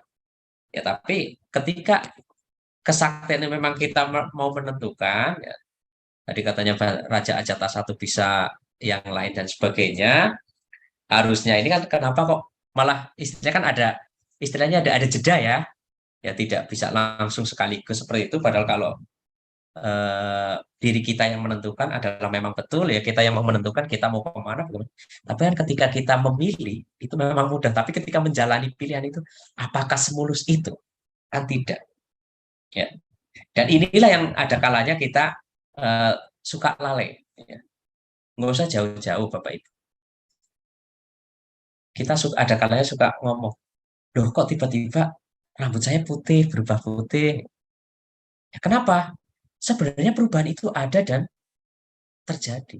Tetapi ada kalanya kita tidak sadar. Kenapa kita tidak sadar dan baru sadar ketika kita melihat sudah panjang misalnya. Karena apa?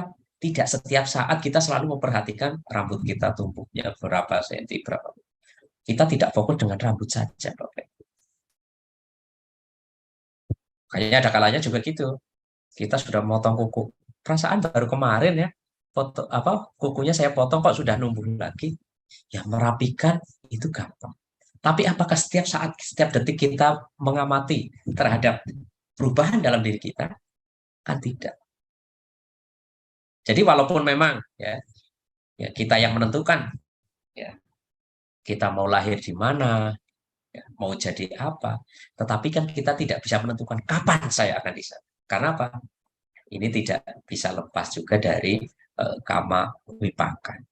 Karena kan kita juga tidak tahu karma-karma yang lampau itu kita sudah lakukan banyak yang mana, dominan yang baik apa dominan yang buruk. Dan yang akan muncul itu yang lebih terkondisi atau yang baik ataukah yang buruk. Kan kita tidak tahu. Karena saya yakin, jangankan di karma lampau yang di kehidupan sebelumnya, kita bisa ingat 100%. Yang kita lakukan dari tadi pagi sampai saat sekarang ini saja belum tentu kita ingat semuanya. Padahal itu sudah karma lampau, perbuatan lampau. Nah, bagaimana kita? Memang kita bisa merencanakan, tetapi kan waktunya kapan kita akan menuai wipaka itu, kita tidak bisa secara pasti. Ya. Oh, besok saya akan mati. Oh, besok saya akan langsung terlahir di surga Tawatimsa. Oh, setelah saya terlahir di surga Tawatimsa, kemudian saya akan lahir ke bumi. Kemudian setelah jadi manusia, saya akan langsung arahat dan merealisasi nibbana. Bisa berencana, tapi tidak bisa menentukan, oh pasti ini setelah dari Tawatimsa saya akan jadi manusia, nanti langsung arahat dan nibbana. Tidak bisa. Karena apa? Ya, kita masih manusia biasa, kita belum arahat. Kecuali dia seorang sama-sama Buddha bisa ngomong, oh besok pagi akan. Makanya di dalam Aparinibbana Sutta, sama-sama Buddha kan sudah menyampaikan bahwa sekian hari lagi akan meninggal. Suatu saat pasti akan ada sekte-sekte. Karena apa? Dari setiap siswa Buddha ingin mempertahankan ajaran beliau. Dan ajaran beliau itu mau dipertahankan dengan apa? Dengan karakter dan ciri khas mereka. Maka muncullah sekte-sekte. Nah itu sebenarnya. Jadi nggak usah jauh-jauh lah, misalkan kayak Mbak Fitri misalkan. Dari tadi pagi sampai sekarang ini, apakah mengingat dengan baik semua aktivitas yang sudah dilakukan? Secara garis besar mungkin iya, tetapi secara pasti saya yakin tidak. Contoh misalkan, Mbak Fitri jam 5 sudah bangun. Habis bangun ngapain? Berapa menit? Mandinya berapa menit? Habis mandi berapa? Itu nggak bakalan. Tapi secara garis besar mungkin iya. Ini adalah salah satu contoh nyata bahwa kita tuh masih lemah untuk mengingat apa yang sudah terjadi. Walaupun kita punya rencana ke depan, ya kita hanya bisa merencanakan, tapi untuk menentukan pastinya kapan, ya tidak bisa. Karena apa? Kita belum suci. Kita masih, mohon maaf ya, indria kita masih suka ya, diliputi oleh ya, tanha atau keinginan-keinginan. Baik yang keinginan duniawi maupun yang non-duniawi. Mungkin itu, Mbak Fitri, jawaban saya. Baik, Pak. Terkait tadi dengan perbedaan pemikiran dan pemahaman para biku untuk mempertahankan dhamma ya, dengan munculnya sekte-sekte baru, kalau misalnya terus-menerus bertambah, apakah itu bisa berdampak baik atau malah jadi buruk? Ya, baik ya. Ketika sekte ini berkembang, apakah akan bertambah baik atau bertambah buruk? Ini kembali lagi ke tujuan. Tujuan mereka mendirikan aliran atau sekte ini untuk apa sih sebenarnya? Kan Buddha sebenarnya sudah mengajarkan bahwa anatta ya, tanpa diri yang diri yang utuh kan ya, yang kekal kan. Jadi segala sesuatu itu memang terdiri dari beberapa elemen atau terdiri dari beberapa unsur. Jadi ketika dia mendirikan aliran ini, misalkan saya nih mau mendirikan sekte baru, misalkan aliran Buddha X, misalkan. Tujuannya adalah untuk memang mempertahankan kelestarian Buddha Dhamma, ya bagus. Tapi ketika di perjalanan itu, mohon maaf, saya mulai menjelekan, ya, oh dia sekte tetangga itu, misalkan sektenya Mbak Fitri, oh dia ada nih, oh saya harus membuat tandingan supaya jangan, ya, itu akan menjadi dampak yang kurang baik juga. Karena apa? Persaingan itu pasti ada. Tetapi ketika persaingannya itu sudah mulai mengarah ke saling menjatuhkan, ya ini kan jadi tidak sehat, tidak baik. Ya, makanya kalau boleh dibilang ya, ketika saya tidak melarang ya Bapak Ibu ya, masalah sekte itu kan udah wajar karena memang sudah diramalkan oleh sudah disampaikan, bukan diramalkan malah ya, sudah disampaikan sudah ketika mencapai ibadah bahwa suatu saat akan banyak aliran. Ya ini memang kembali ke karakter manusia dan norma atau moralitas manusia itu kan mulai makin menurun. Ya memang benar. Kenapa? Ya banyak faktor. Apakah hanya faktor dari pikiran saja? Tidak. Faktor alam juga iya. Faktor perbuatan manusia juga iya. Siklus alam juga iya. Tapi yang dominan yang mana? Ya sebenarnya semua dominan. Tinggal dari mana kita mengkaji. Jadi Buddha sebenarnya ya tidak melarang sekte ini. Asal mereka tujuannya baik. Dan didasari dengan pengertian yang benar. Selain pengertian yang benar juga memiliki pandangan yang benar. Tetapi kan ya mohon maaf ya, ketika ini mulai ada bumbu yang dalam tanda kutip sedikit negatif, ya, tentu saja ini bisa menghambat ya. Tapi ketika mereka tujuannya konsekuensi, visi misinya baik, dilandasi dengan pengertian dan pandangan yang benar, tidak saling menjatuhkan dan memang untuk merangkul ya. Kalau bahasa sekarangnya apa namanya? Untuk moderasi lah ya, ya kerukunan umat itu dijaga, tidak ada salahnya, itu akan memperkokoh. Tetapi ketika mulai ada, ya kita ke realitas saja ya, nggak usah pakai dalil-dalil yang pakai kitab suci atau apa. Ketika nanti sudah mulai ada, ya, oh dia seperti ini, seperti ini, ya, saling bersaing dalam hal ini ya kurang sehat, tentunya akan bisa menimbulkan. Ya makanya ada kalanya ini yang jadi korban bukan ini biasanya. Yang biasanya jadi korban adalah umat di bawah biasanya, para anggotanya ya. Kalau pimpinannya sih biasanya ya santai-santai saja. Dan ini biasanya malah yang ribut itu biasanya warganya biasanya ya, umatnya biasanya. Kalau pimpinan-pimpinannya sih nggak terlalu pusing biasanya. Jadi kalau memang itu didasari dan dilatih dengan pemahaman yang baik, pandangan yang benar, ya itu bisa mengarah untuk kerukunan berbangsa dan bernegara, itu bagus untuk kelestarian budaya Dharma. Tapi ketika mulai ada yang kurang baik, ya mohon maaf ya, walaupun sedikit saja, ya, itu bisa mengarah ke perpecahan. Itu Mbak Fitri. Jadi memang ya dari sudut mana. Dan kembali lagi ke tujuan.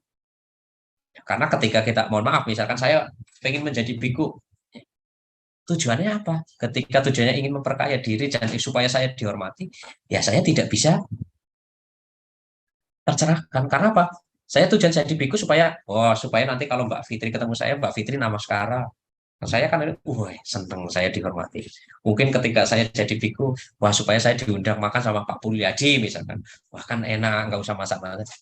Ya saya nanti tidak bisa tercerahkan. Karena apa? Tujuannya adalah apa? Untuk supaya apa? Supaya mendapatkan kehormatan. Ya akhirnya apa? Ya hanya mendapatkan kehormatan, dihormati dan dihormati, tidak mendapatkan kebijaksanaan. Ya kembali lagi memang ke motif. Ya, ya memang ya kamayoni kama badu. Tetapi kan untuk kamayoni kama badu kan perlu ada ya faktor pendukung sebenarnya. Ya, ada sesuatu hal yang memang perlu kita ya, perhatikan juga. Tidak setiap hal memang ya sudahlah. Ya, mungkin karmanya saya harus seperti ini. Ya nggak bisa. Ya.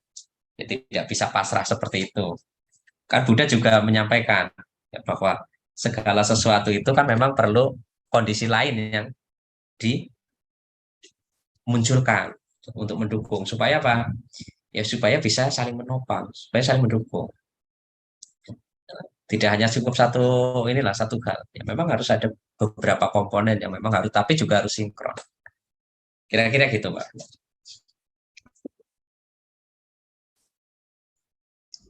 Baik. Nanti kembali lagi kepada tujuan awalnya ya. Ya sampai goyang kalau bisa. Ya, jadi tujuan awal memang ini, ya tujuan awal itu dia mau, walaupun memang ada kalanya tujuan awalnya baik saja, belum tentu goalnya akan baik. Karena apa? Ketika di perjalanan itu belum tentu akan mulus-mulus terus.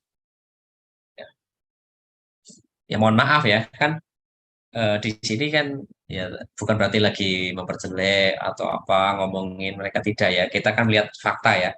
Kan ada biku yang apa yang hanya baru berapa tahun jadi biku lepas juga.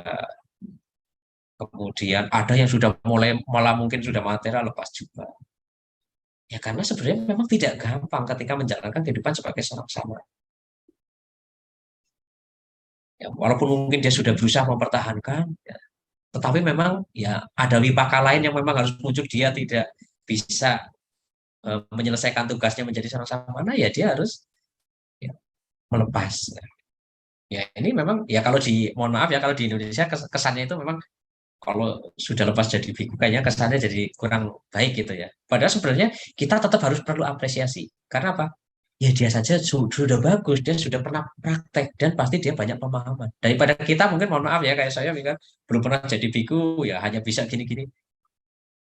Ada kalanya kan kita hanya berandai-andai, wah enak ya jadi biku gini-gini. Padahal yang jadi biku juga belum tentu. Ya, ya walaupun mohon maaf ya biku-biku sekarang ya jujur saja mungkin tidak ada yang pernah kelaparan ya untuk mendapatkan makan lah ya. Karena biku sekarang itu kalau tahu wihara itu ada biku, umat akan datang ke wihara dan memberikan dana makan. Ya. Jadi mohon maaf ya, kalau zaman dulu seorang biku harus bersusah payah keluar dari hutan, berpindah patah. Ya kalau pas berpindah patah itu dapat makan, belum tentu. Karena apa? Sang Buddha sendiri pernah mengalami berpindah patah, tidak mendapatkan makanan sama sekali. Karena apa? Yaitu sebagai wipaka di kehidupan lampau. Ya, tapi ada juga biku yang tidak pernah kelaparan. Ya, walaupun daerah itu sepi, ketika dia berpindah patah, tetap aja dapat dana. Entah itu seberapa. Ada. Ya, itu ada. Ya, kayak orang itu kan makanya sekarang ada yang namanya diberi nama apa? Siwali. Ya, supaya apa? Dengan harapan orang itu tidak pernah kekurangan dalam makan. Karena apa? Ya, biku Siwali itu kemanapun berpindah patah tidak pernah kosong. Patahnya itu selalu isi. Dan selalu berlimpah. Bisa dibagikan atau diberikan kepada biku lain. Tapi Sang Buddha sendiri dulu ya di Kiban itu beliaunya pernah sama sekali ya istilahnya ya pernah gitu ya walaupun nggak sering ya tapi pernah gitu ya kalau pernah kan bisa sekali ya berpindah patah itu tidak mendapatkan makanan yang sekali ya tapi karena dia seorang beliaunya itu seorang arahat ya yang nggak ada masalah ya disadari ya jangankan cuma sehari nggak makan ya waktu jadi petapa itu kan hanya sehari makan sebutir nasi sampai seminggu nggak makan itu udah biasa jadi ya tidak kaget dan akhirnya inilah kesadaran bahwa beliau memang oh ya ini memang harus terjadi. Tapi ketika Bante Siwali, ya kemanapun ya, ada biku berpindah patah nggak dapat, besoknya Bante Siwali yang pindah patah dapat makan. Jadi memang ya hukum karma itu memang hukum perbuatan itu berlaku adil ya, nggak mengenal dia itu muda, dia itu tua, dia itu masih apa keturunan perang mana, ya. Nggak ada mengenal yang seperti itu.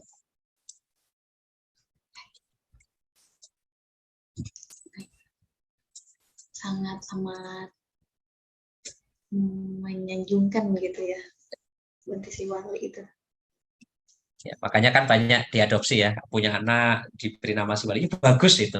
Jadi ya punya memang ada tekad ya, jadi mengkondisikan supaya ya orang itu memang hidup dalam kemakmuran. Ya syukur-syukur jadi Bante juga, namanya Bante Siwali ya bagus juga.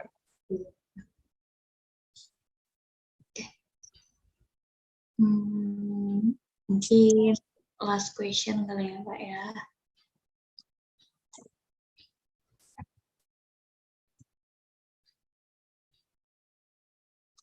Kira-kira ya yang basic aja kali ya Pak, bagaimana cara pengaplikasian Dhamma dalam kehidupan sehari-hari selama sepanjang hari itu? Oke, baik. Cara mengaplikasikan Dhamma dalam kehidupan sehari-hari ya tidak lain tidak bukan caranya adalah ya belajar tadi. Belajar ya kita tahu apa belajar teorinya dulu, kemudian kita melatih. Jadi kuncinya adalah melatih. Dan ketika melatih apakah cukup sekali? Tentunya tidak ya, Bapak Ibu. Ya harus dicoba dan dicoba. Dan yang paling mudah kita coba praktekkan, ya kita mencoba praktekkannya adalah kita sebagai umat berumah tangga, umat awam, ya kita jangan melupakan aturan moralitas atau 5 moralitas, yaitu Pancasila Buddhis. Ya walaupun tidak secara menyeluruh 5-5-nya itu kita langsung bisa, paling tidak kita senantiasa melatih. Satu, ya, panati-pata kita bertekad untuk menghindari, untuk tidak membunuh makhluk hidup. Ya. Entah itu semut, entah itu nyamuk, entah itu kecoa, ya, entah itu kambing, entah itu sapi. Itu kita coba melatih untuk tidak, ya, untuk menghindari supaya kita tidak membunuh. Pak, kalau ada nyamuk yang menggigit kita, ada kalanya kita jengkel loh. Ya, betul. Nah, itu justru itu ketika kita jengkel itu, bagaimana kita bersikap? Ya, kita sadari bahwa jengkel itu sebenarnya ketika kita dituruti tidak memberikan manfaat. Ya, jadi ketika ada yang gigit, ya ada misalkan ada nyamuk gigit, ya kita langsung sadar ya, supaya kita tidak menimbulkannya, ya kita langsung usir. Jangan langsung malah, mohon maaf ya, dibiarkan, oh, udah silakan makan yang kenyang dulu, isap sampai penuh, nanti setelah perutnya besar, kita tepok misalkan. Ya jangan seperti itu. Ya, jadi bagaimana cara mengaplikasikannya? Ya berlatih. Ya, apa yang harus dilatih? Ya, nggak usah jauh-jauh. Latih, praktekkan dari Pancasila Budi. Apakah harus lima-limanya? Ya kalau bisa lima-limanya. Tapi kalau tidak, ya dilatih satu persatu. Kan segala sesuatu perlu proses. Ketika satu sudah bisa, nanti ditambah. Dan yang lebih penting lagi, ya kita belajar meditasi. Kita praktekkan, melatih diri untuk konsentrasi. Kenapa kalau kita kok harus belajar meditasi, harus konsentrasi? Supaya pikiran kita bisa terkendali. Ketika pikiran kita senantiasa terkendali, ketika kita melaksanakan aktivitas, bisa mengambil keputusan yang bijak. Dan tentunya ketika berlatih, apakah langsung mulus? Ya tidak. Sama kayak kita pergi ke tempat kerja saja misalkan. Ketika perjalanan, apakah akan jalanannya lurus terus? Ya tidak. Pasti akan ketemu macet, ketemu mungkin jalanan berlubang, mungkin pernah juga ketemu jalanannya sepi. Ya, begitu juga dengan praktek ini. Ya. Kemudian orang itu nanti harus sungguh-sungguh. Ya. Ketika sudah menentukan pilihan, sudah ini berlatih, ya harus dipupuk dan dipupuk. Ketika, oh ya saya sudah berhasil ini, jangan langsung bahagia. Jangan langsung stop. Oh ya saya sudah bisa, langsung sombong ya jangan. Ketika dia sudah bisa, ya pertahankan. Syukur-syukur ditambah lagi ditingkatkan. Dan yang belum bisa, ya dilatih. Dan caranya melatih, ya harus tekun. Kayak meditasi. Jangan langsung 1 jam, Bapak Ibu. Apakah harus langsung meditasi langsung 1 jam? Tidak. Kita belajarnya nggak usah meditasi langsung. Kita belajar duduk saja dulu, Bapak Ibu. Cara yang paling gampang adalah cara duduk. Berarti duduk. Coba kita duduk 5 menit yang anteng saja. Kita coba latihan. Nggak usah ngomong meditasi, kita coba belajar duduk yang anteng. Tenang. Selama 5 menit. Sadari dengan badan kita. Apa yang kita rasakan. Latih itu saja dulu. Ketika sudah 5 menit berhasil, tingkatkan jadi 7 menit.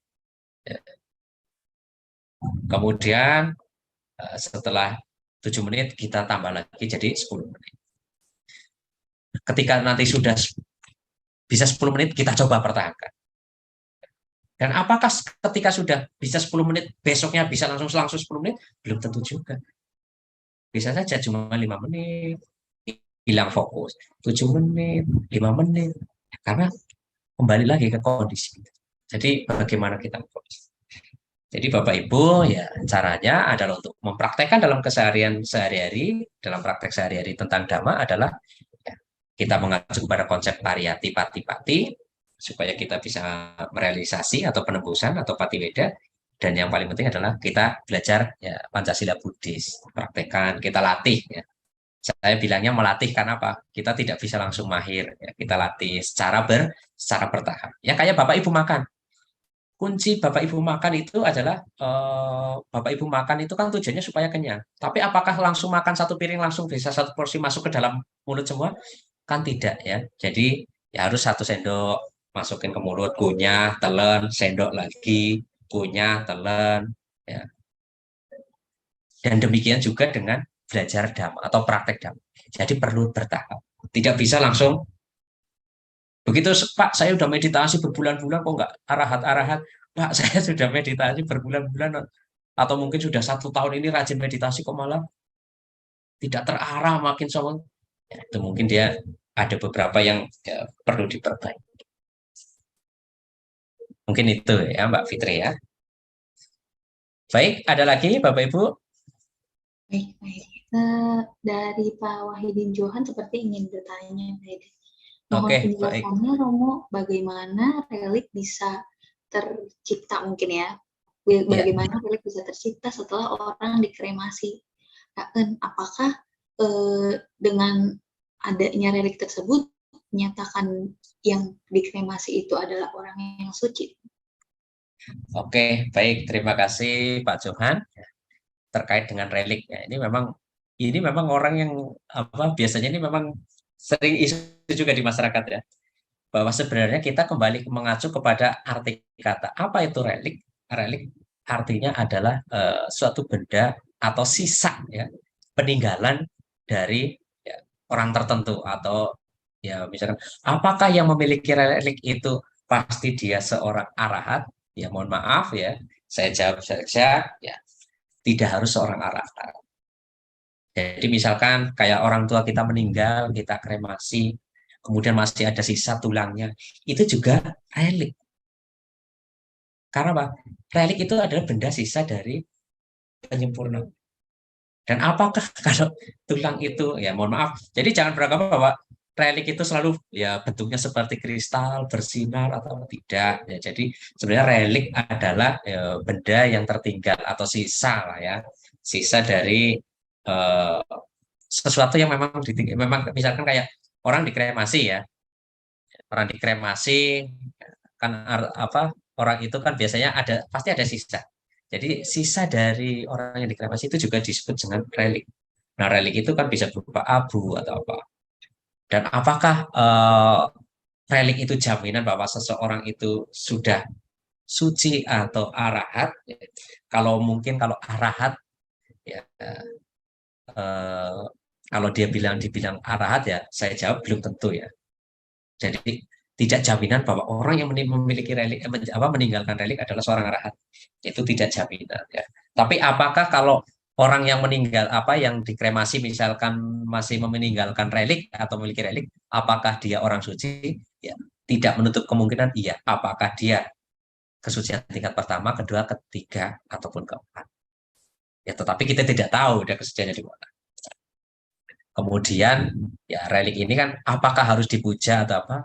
Ya, ini kembali lagi ke keyakinan. Karena apa? Ketika kita punya relik, kita terlalu misalkan memiliki pandangan yang kurang baik atau kurang tepat, kalau bahasanya silabata para masa, ya mengacu bahwa pada suatu benda itu ketika dihormati akan menimbulkan berkah, ya ketika nanti kita tidak mendapatkan berkah, ketika kita memuja relik terus-menerus, ya malah kita bisa sakit hati dan kecewa. Ya, ini juga nanti bisa menimbulkan pandangan yang keliru. Nah, kemudian perlukah relik itu disimpan atau dilarung? Ya kalau misalkan mohon maaf ya kalau ini keluarga, misalkan orang tua meninggal, ya sudah diperabukan, kemudian ada reliknya, apakah mau disimpan atau dilarung? Itu kesepakatan keluarga saja. Ya, jadi tidak ada aturan khusus, oh relik itu harus disimpan. Tetapi ketika itu mau disimpan, mau dijadikan sebagai objek puja, ya silakan disepakati dengan keluarga. Karena dijadikan objek puja bukan berarti kita menghormati relik itu, benda itu supaya relik itu memberikan berkah buat kita, tetapi sebenarnya sebagai bentuk penghormatan kita terhadap leluhur. Kayak kita menghormati relik Buddha bukan berarti kita supaya dapat berkah dari sang Buddha, tetapi paling tidak dengan kita memuja relik Buddha sebenarnya kita merenungkan kembali keluhuran dari sifat-sifat luhur sang Buddha. Sehingga ketika kita menghormati sifat luhur Buddha, paling tidak kita bisa mengambil sifat luhur tersebut, kita coba aplikasikan, kita bisa belajar. Jadi kalau masalah relik itu perlu disimpan atau tidak, ya kembali ke kesepakatan keluarga. Dan kemudian ini ada juga ya, apakah bisa itu relik hilang ya? Kan segala sesuatu anicca, tidak ada yang kekal. Ya, jadi bisa saja hilang. Ya. Jadi tidak menutup kemungkinan relik itu bisa hilang. Ya. Tapi hilangnya itu karena apa? Ya, tidak bisa dilihat hanya dari satu sisi atau satu faktor. Mungkin ada bisa beberapa faktor. Atau kamu mungkin, ya mohon maaf ya, hilang karena tersapu angin, terbawa banjir, atau mungkin karena ya bangunannya itu rusak tertimpa, ataukah mungkin ya mohon maaf ya dalam tanda kutip ada peran serta dari makhluk lain yang tidak tampak, ya bisa juga karena mungkin apa ya relik tersebut atau itu memiliki ikatan karma dengan makhluk, itu bisa saja terjadi karena kayak mohon maaf ya kayak misalkan di kalangan masyarakat kan pernah ya Bapak Ibu mendengar orang udah mengandung ya tiba-tiba kok janinnya hilang. Itu bisa terjadi kenapa? Ya karena pasti ada ikatan karma. Kenapa kok janin itu bisa hilang? Bapak Ibu bisa baca mengenai kisah Jataka tentang apa pemangsa lima putra atau yang apa yang makhluk alam beta yang makan 7 turunan itu kan hilang itu secara tidak langsung ya ada keterkaitan juga dengan ya makhluk-makhluk. Mungkin itu ya Pak Johan ya mungkin jawaban yang bisa saya berikan. Jika masih kurang tepat atau ini ya mohon dimaafkan. Tapi ini kembali lagi ke masalah relik ya itu kan relik itu kan sebenarnya adalah benda ya. Jadi benda peninggalan apa sisa lah sisa perabuan. Dan relik itu kan ya, banyak macam ya. Ada yang mungkin karena giginya kuat jadi tidak hancur, tidak lebur dengan ya menjadi atau mungkin karena darahnya bagus misalkan itu ya bisa ya jadi relik darah misalkan jadi darahnya itu bisa membentuk kristal karena apa terlalu panas kan dia jadi beku jadi dia tidak hancur bisa jadi gitu ya Bapak Ibu. Terima kasih. Ya, baik Pak Edi untuk jawabannya. Terima kasih juga Pak Wahidin Johan sudah memberikan pertanyaan. Selanjutnya kita akan menutup Dhamma Sakarya Online dengan pemberian closing statement dari Pak Edi Triyono. Dipersilakan Pak Edi. Baik, mungkin sebagai apa ya pesan penutup lah ya, Bapak Ibu ya kita sebagai umat Buddha yang masih ya kalau saya pribadi ya masih jauh dari tataran kesucian yang masih banyak diliputi oleh ya loba, dosa dan moha ya mari kita bersama-sama belajar. Belajar apa? Ya belajar dhamma. Apakah belajar dhamma harus selalu membaca suta? Tidak juga Bapak Ibu. Ya, yang paling penting adalah bagaimana ya, kita mengaplikasikan ajaran dari guru agung kita Buddha Gotama. Ya, kita menjaga sila. Ya, kemudian paling tidak kita berlatih melaksanakan meditasi supaya kita bisa merealisasi kebijaksanaan atau memiliki kebijaksanaan.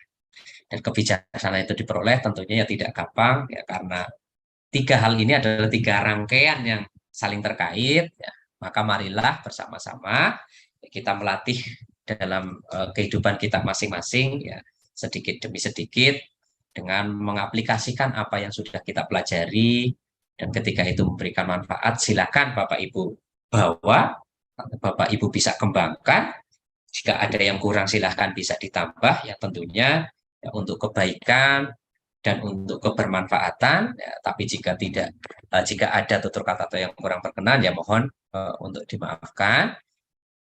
Mari sekali lagi ya, tetap semangat, tetap belajar ya, semoga dengan kekuatan kebajikan yang senantiasa kita upayakan, yang senantiasa kita lakukan ya mengkondisikan wipaka yang baik untuk kita semua ya, untuk menaungi atau mengarungi perjalanan kita sebelum kita bisa memutuskan roda samsara. Dan mudah-mudahan ketika kita sudah mengenal Dhamma, senantiasa dalam Dhamma, sehingga suatu saat kita dapat merealisasi Dhamma dan membebaskan diri dari loba, dosa, dan moha, dan memperoleh ataupun merealisasi tujuan akhir umat Buddha, yaitu merealisasi ibadah. Baik, itu saja yang dapat saya sampaikan. Jika ada tutur kata atau kalimat yang kurang berkenan, mohon maaf. Dan saya akhiri, selamat malam, Sotihotu, Namo Buddhaya.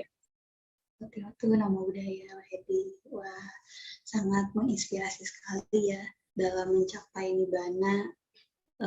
Banyak proses yang harus kita jalani, baik dari belajar, praktek, dan juga membuktikan.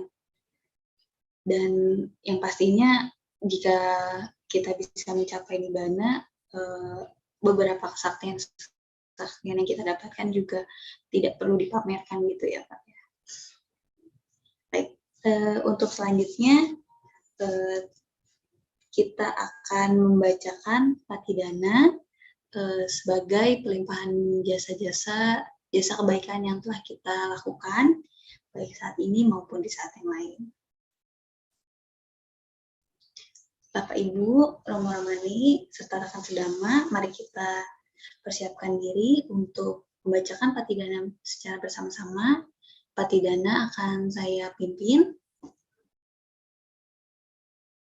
Punya sida nikatasa yananya nikata nime te sanca bagino hontu satta nanta pamanaka ye pia guna wantaca mayang mata pita dayu dithame capya ditawa anye maja tawe rino satta titan tilo kasmi te buma catuyo nika pance kaca tuwo kara sansaranta bawa bawe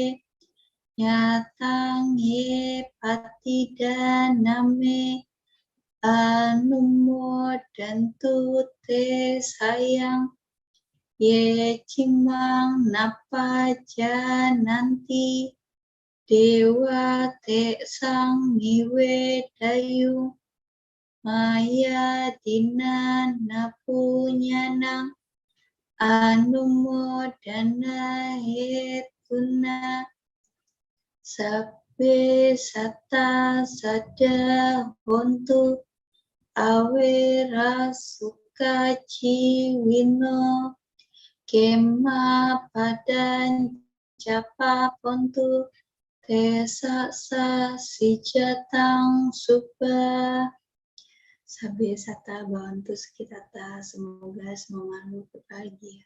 Sadu, sadu, sadu.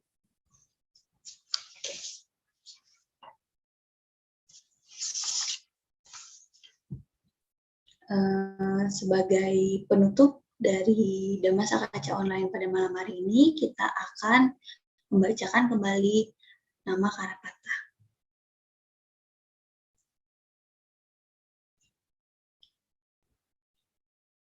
Arahang Samma Sambuddho Bhagawa Buddhang Bhagawantang Abhiwademi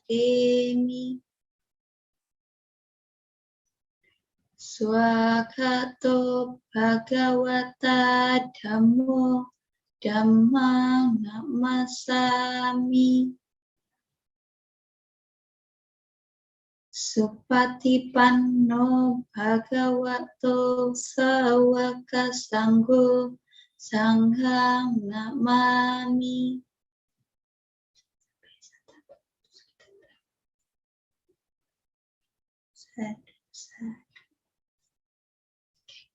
Terima kasih Pak Edi yang telah berkesempatan hadir pada malam hari ini, memberikan sharing-sharing dhamanya, dan juga memberikan jawaban dan closing statement yang sangat luar biasa. Saya juga ingin berterima kasih kepada Bapak Ibu Romo Ramani dan juga rekan-rekan sedama yang telah hadir pada malam hari ini, baik di Zoom meeting maupun live streaming YouTube kita di Dhamma Meta Jember dan juga Dhamma Televisi. Untuk sesi selanjutnya akan ada pengumuman di mana kita bisa berkesempatan kembali hadir ataupun mengikuti acara-acara di Dhammasaka Kaca Online. Dipersilakan operator untuk memberikan pengumumannya.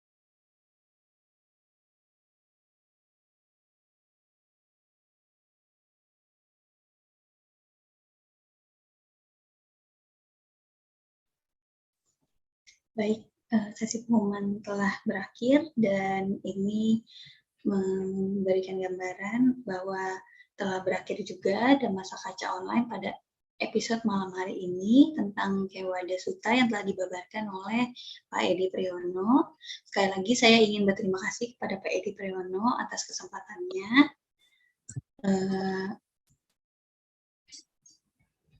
Terima kasih juga kepada Bapak Ibu Romo Ramani yang telah hadir. Semoga kita selalu semangat, sehat selalu,